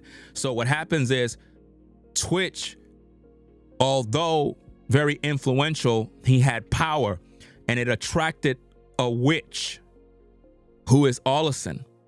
Allison is a witch. Do you understand me? She casts spells. She most likely do rituals. There's a lot of stuff. Even in her book, she talk about rituals that she do.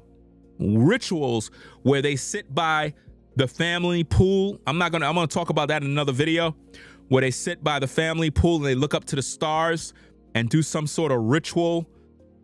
Listen, some weird stuff, man. Weirdo stuff she was into, man. So Twitch got with a witch, bro. And now he dead because they killed him. You know? Well, then the necklace she have on has a meaning. You know, everything has a meaning. You know? Everything has a meaning, guys. Everything has a meaning. Hold on. Oh, I just found a new secret. You can actually turn this thing. Okay. I didn't know that. I just found out how to turn images on this software. You know? All of these things have a meaning. You know? All of them. And she's making it seem like somebody's recording her. But nobody asked her any questions. So you got to ask, who are the people who's recording this? Who are they? Who are the people recording that video? You know, you see she got a DJI mic, wireless mic on. So it's like, who's recording her? Is she recording herself? Who's doing this? Somebody's recording her because they edited the video. Never edit a video of somebody that is talking about a book, because that means they don't know how to talk, but yet they could write a book, 232 pages, but you're editing videos? Come on, man. If you're an author of a book, you should be able to talk fluently without ever stopping. You see like how I am? I can write a book. I'm going to have books in the future. Most High willing. Because I can talk and talk and talk for hours and hours. That is proof that I can write a book easy. You know? All I got to do is talk. It's not about sitting there with a pen and a pad. You can write a book by just talking. That's all. You can just talk and write a book. Just share your story. Put it in a book. You know? But this woman is crazy. And I need the world to know that. So, hey, we're going to have more content later on. You know what I'm saying? I got to take care of some work.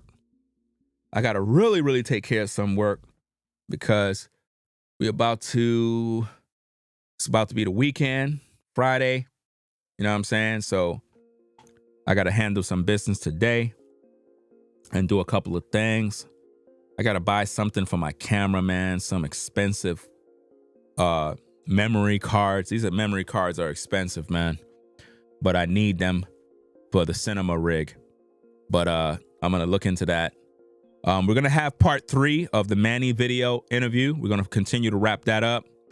I got to talk about the Irv Gotti situation, 50 Cent. It's a couple of other videos I got to talk about. And yeah. Gonna stay focused with this. Y'all stay positive. I hope you enjoyed this particular stream. Be sure to click the like button one time. Make sure you click that like button, right?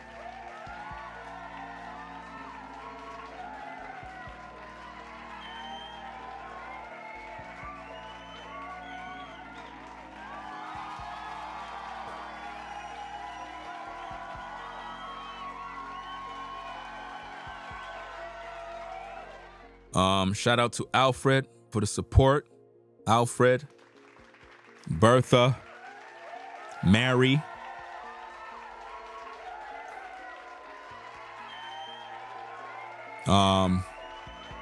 G Percy. Wait, yeah, G Percy.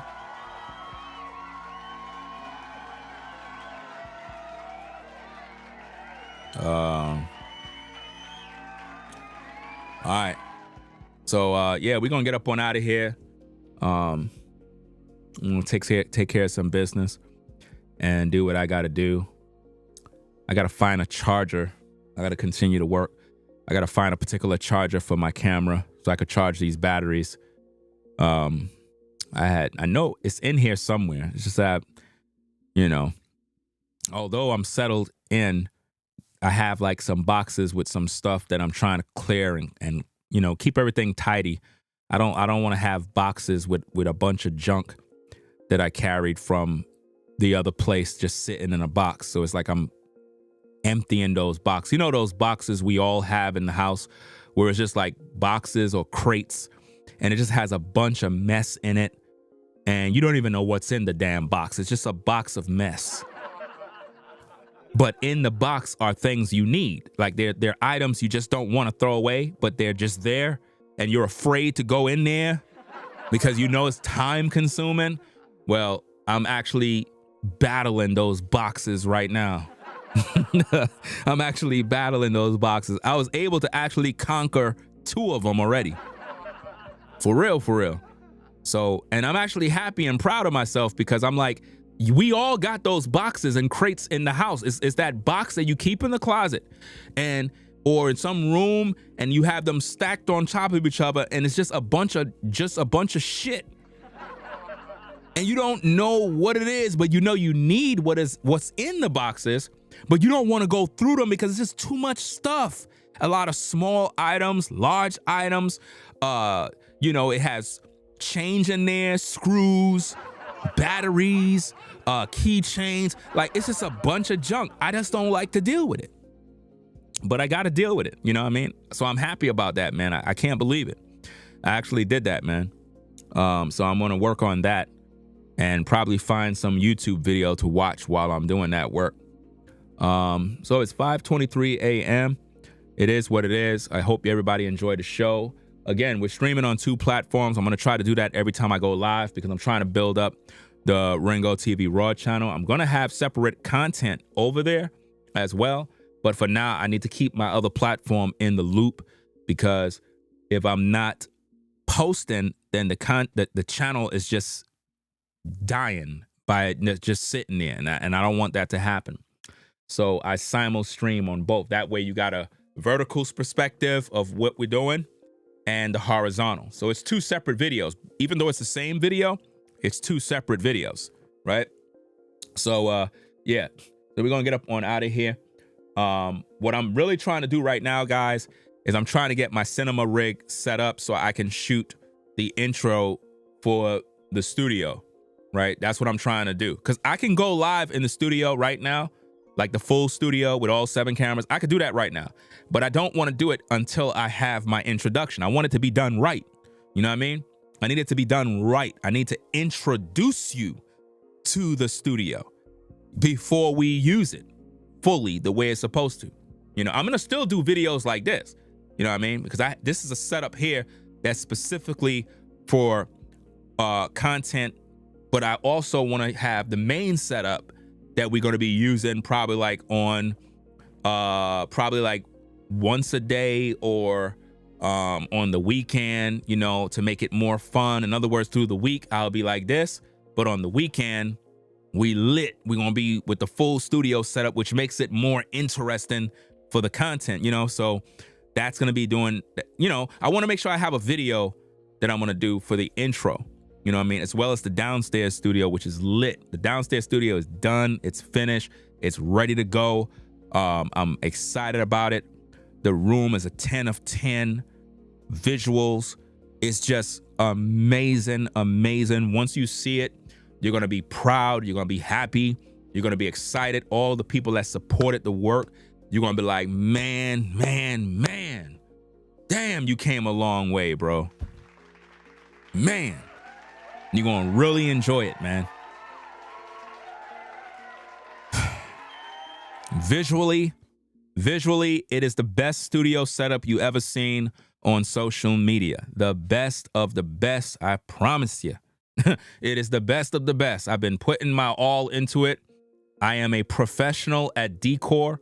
I can decorate a house and make it look like a palace. You understand? This is a skill that I have. I'm very good with colors because I'm a muralist. I can paint, I can draw, I understand colors. I know what colors blend with certain colors to make certain colors pop. So when it comes to decorating, I can literally make a place cozy, visually pleasing. I can create a space in a house that will make you be at peace and you'll just be relaxed all day, because when you look at your space, the colors in your space will make your mind be at ease and make you relax. A lot of people don't understand this, but certain colors in a room makes a room peaceful, more relaxing, whereas some colors make you more stressed. That's why you got to understand how colors affect the frequency you're under, right? So we'll have that for you. So be patient. I know it's been a long time coming, but we got a lot of work to do, and we're really excited. I hope the weather stays the way it is in North Carolina, because it's been warm lately. I was actually out yesterday mowing the lawn. I was happy about that. I got out, I was mowing the lawn, and because when it's winter time, the grass get cold, it goes dormant. So the way it was lushed when I was showing you guys in videos, it had lost that lush, nice look to it, but it's still green, but it had lost that beauty. But that's normal when it's cold. You can't expect it to be like that way when the temperatures drop. So I basically mowed the lawn and gave it some fertilizer and whatnot to kind of feed it a little bit. And yeah, it looks good.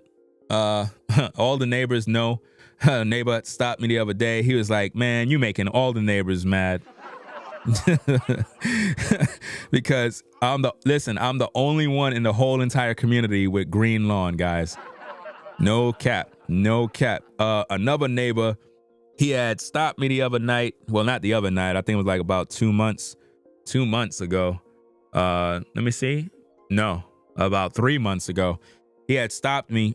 I was outside. It was nighttime, and I was working on the lawn and whatnot. And he had stopped me, and he was like, "Hey, let me show you something real fast."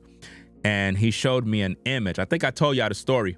He showed me an image of an aerial view. I guess somebody that probably owns some land on the other side.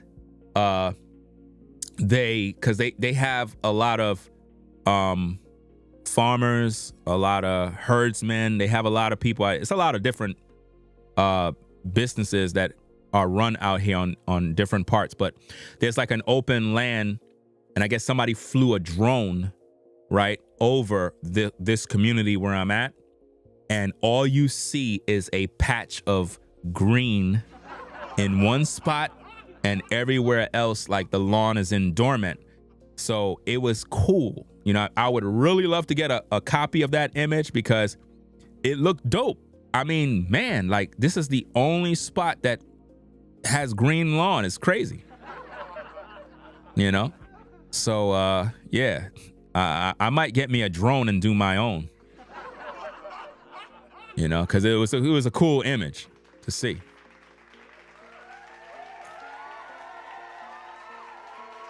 Right? Yeah, once the sun come back and the temperature rise, the lawn will wake back up. You know what I mean? Right now it's just sleep. But when the weather changes and it's cold, some lawn die out, you get some thatch. So I got to kind of dethatch again. And not too much because it's a freshly new lawn, but it's always a good idea to dethatch to get rid of any junk that might be on the lawn so that new growth can kick in. You could even overseed like once the weather start to change up, like early spring, it's always a good idea to overseed, like not when the weather get hot, not that time. That's like a bad time. But normally when it's like between like the 70s highs and the lows at night, like around 55, that's a perfect time to overseed if you want your lawn to be brand new and flourish within under a month. Your lawn will be flourished, right? You would have to overseed between the temperatures of like 70 degrees, 75, 70, and the low temperatures at night between like 60 and 55. You'll be good to go. Even if it's 50 degrees at night, that's still good, right? Your lawn is, the seeds will be able to germinate.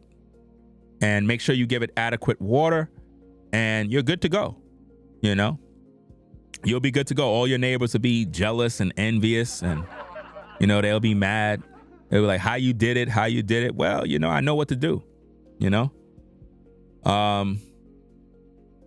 Let me see. Another thing that I learned is, like, when you overseed and you grow your lawn, don't be so quick to cut it. I made that mistake. Don't be so quick to cut it. Just let it grow. Let it grow. Let it overgrow. Let it get wild. Let it get crazy. Don't worry about it. Just leave it. The longer it get, the more crazy it get. Allow the lawn to establish its roots, right? Don't cut it too soon, you know? Let it just grow, because especially during the wintertime, because the longer it is, right, it'll take longer for it to go into dormant and die out, because what's going to do is going to feed itself.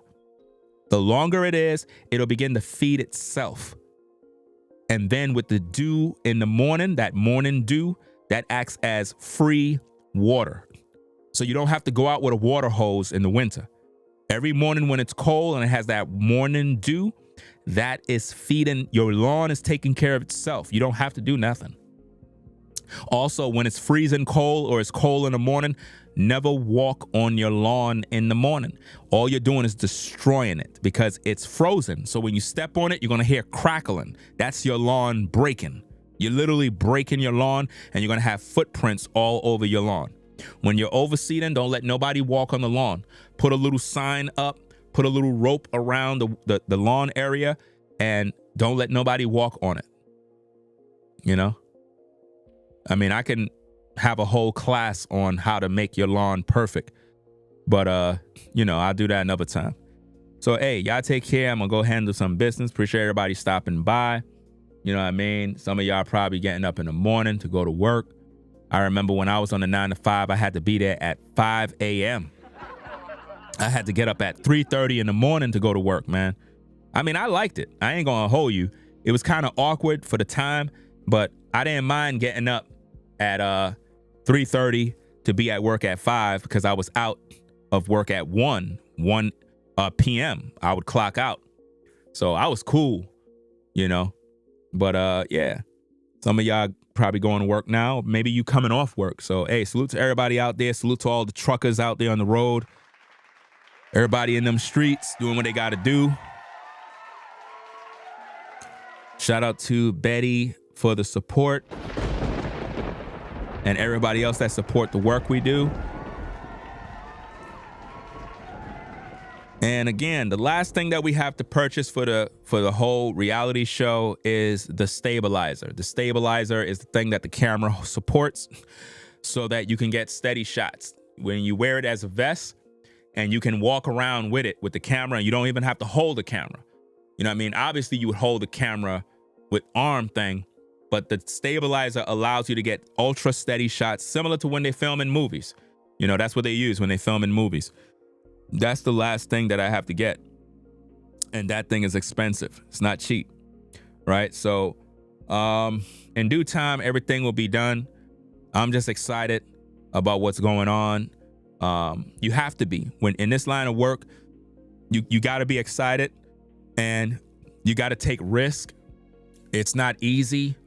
There's a lot of people that try to be content creators, and I keep telling them, this is work. You're not just sitting around making videos, making money all day. I don't know who told you that lie, but it don't work like that. You got to hustle. You got to work. You got to grind. You got to perfect what you do.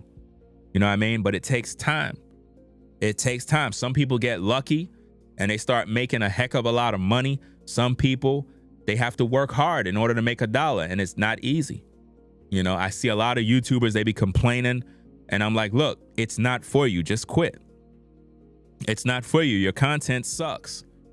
You know, there's no quick fix. If you're trying to do content, nothing's working, nobody's viewing your platform, it's because you suck. Your videos suck. You suck. Nothing you're doing is good. Stop. Just quit. It's not for you. It's annoying to see this, because a lot of times people want to be content creators and they they come on YouTube, they have a camera, and then they get mad when nobody viewing them. It's not for you. It's like if I see a firefighter, I just can't say, you know what, I want to be a firefighter because I see you doing it. It don't work like that. You got to get training. You got to take the classes. You got to do this. You got to do that. There's a lot of stuff that goes into becoming a content creator that is successful at doing it. You know, there's a lot of work you got to do. Do you know how much this studio here value? I put every dollar into this studio, fam. The studio downstairs, I spent every dime to build everything up. You know why? Because I believe in what I do. And I look at it like I got one life. One. Might as well I do my all for what I love to do. You know? That's just the way it is. At Ingrid, it's not that now you can see the live chat. You're on a different channel. You were on the Ringo TV Raw channel. Now you're over at the Ringo TV Reactions channel. You cannot see both chats in one channel, right? We're on two separate channels. Two separate channels streaming right now. That's why I told everybody on the Reactions channel, on the Raw channel, if you want to see what I'm showing, come to the Reaction channel. You know, we're on two different channels, streaming at the same time. I'm doing it like this, so my Ringo TV Raw channel is attracting new viewers as well. That way, all my platforms are being built up, and my name is moving in the algorithm rather than just on one channel.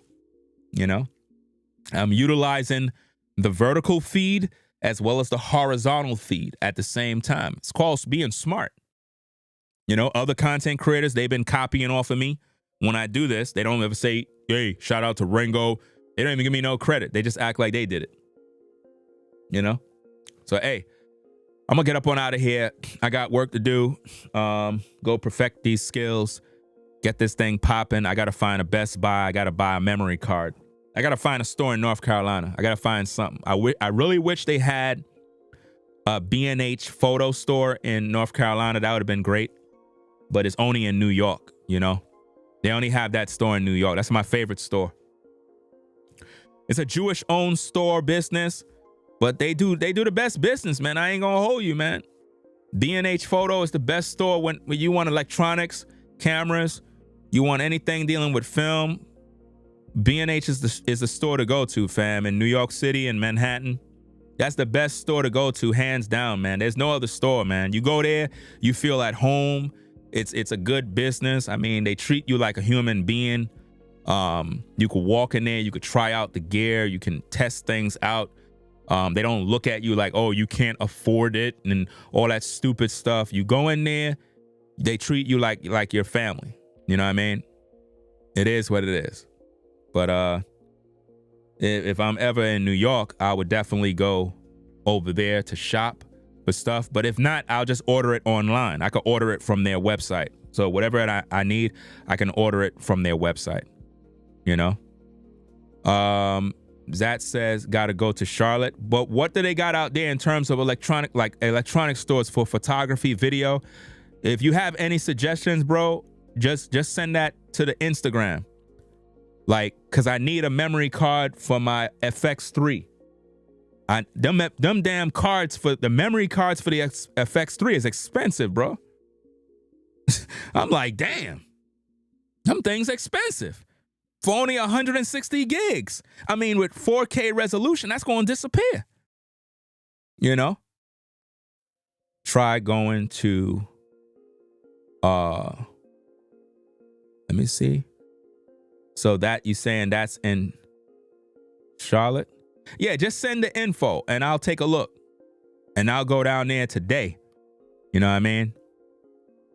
But let me copy this name right here real fast and Google map this. Cause I really need the card today. And they most likely would have it over there.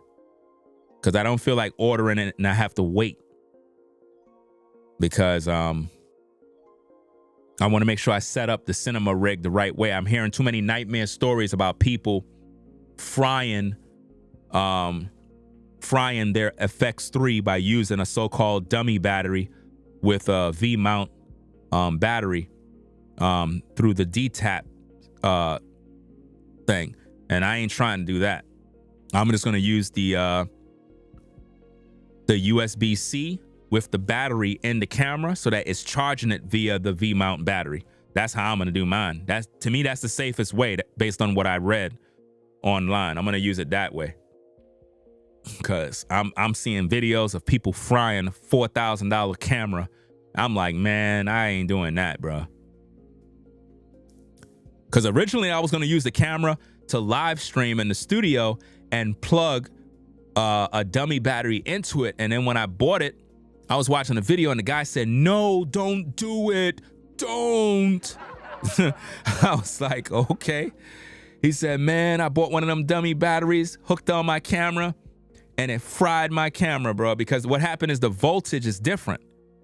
So I guess because there's a certain amount of voltage the camera needs to be powered. So if you use the wrong power supply, it'll fry the camera.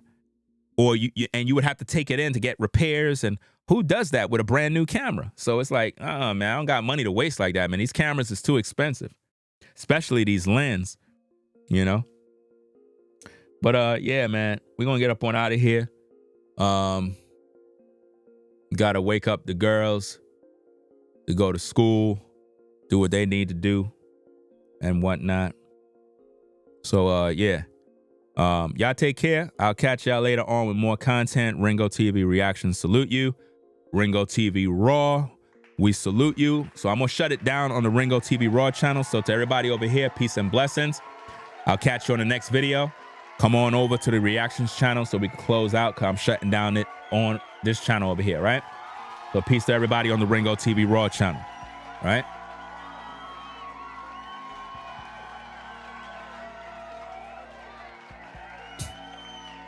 All right, so hey guys, again, we're out. Y'all take care. It's a good video. We had a lot of stuff to say in this. This has great replay value. We read the book. We listened to the interview that she had there. We reviewed the tapes with that. So all in all, this is a win. I don't know, man. I don't know what's going to become of this situation. This book, if anything, it just makes Allison look more guilty. And I really hope that somebody in the feds get involved, man, the FBI, to reopen the case with Stephen Twitch Boss. This cannot be a forgotten story. Somebody murdered this man, and they got away with it.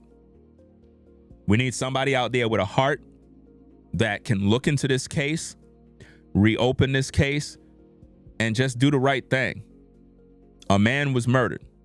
We're talking about a man that celebrated his anniversary with his wife just a day or two before, day or two, and then after it is alleged he took his life. Come on, people, wake up. Why celebrate? Why celebrate your anniversary with your wife if you know you're going to take your life a day or two after? He didn't do that. Twitch was murdered. Somebody in law enforcement need to do the right thing. Somebody in the FBI need to do the right thing. Do the right thing. Reopen the case of Stephen Twitch Boss. Investigate Allison Holker. Investigate Manny Cross. Investigate Twitch's brother, his family. Any close friend of Twitch need to be investigated. Right? All of them. Because somebody have something to hide. And we cannot sit by and watch a man die, and now he's being labeled as a drug addict and an alcoholic and a pedophile. How could Twitch go from a man everybody loved to now he's being painted as a loser? Come on, man. This is sick. Anyway, y'all take care, man. I'm out of here. Rate, comment, and subscribe. Ringo TV Reactions. I'll catch you in the next one. Y'all take care. I'm out. Peace. If you like our content, consider supporting via Cash App at $Ringo TV Raw. Become a patron on patreon.com for exclusive video content not shown on YouTube. You could also support through PayPal at paypal.me/RingoTVRaw. Subscribe to our YouTube channel and click the bell to be notified of new content. Follow me on Instagram at RingoTVRaw. This is Ringo TV Reactions, the only channel on YouTube bringing you the truth 100% raw and uncut. I'm out. Peace.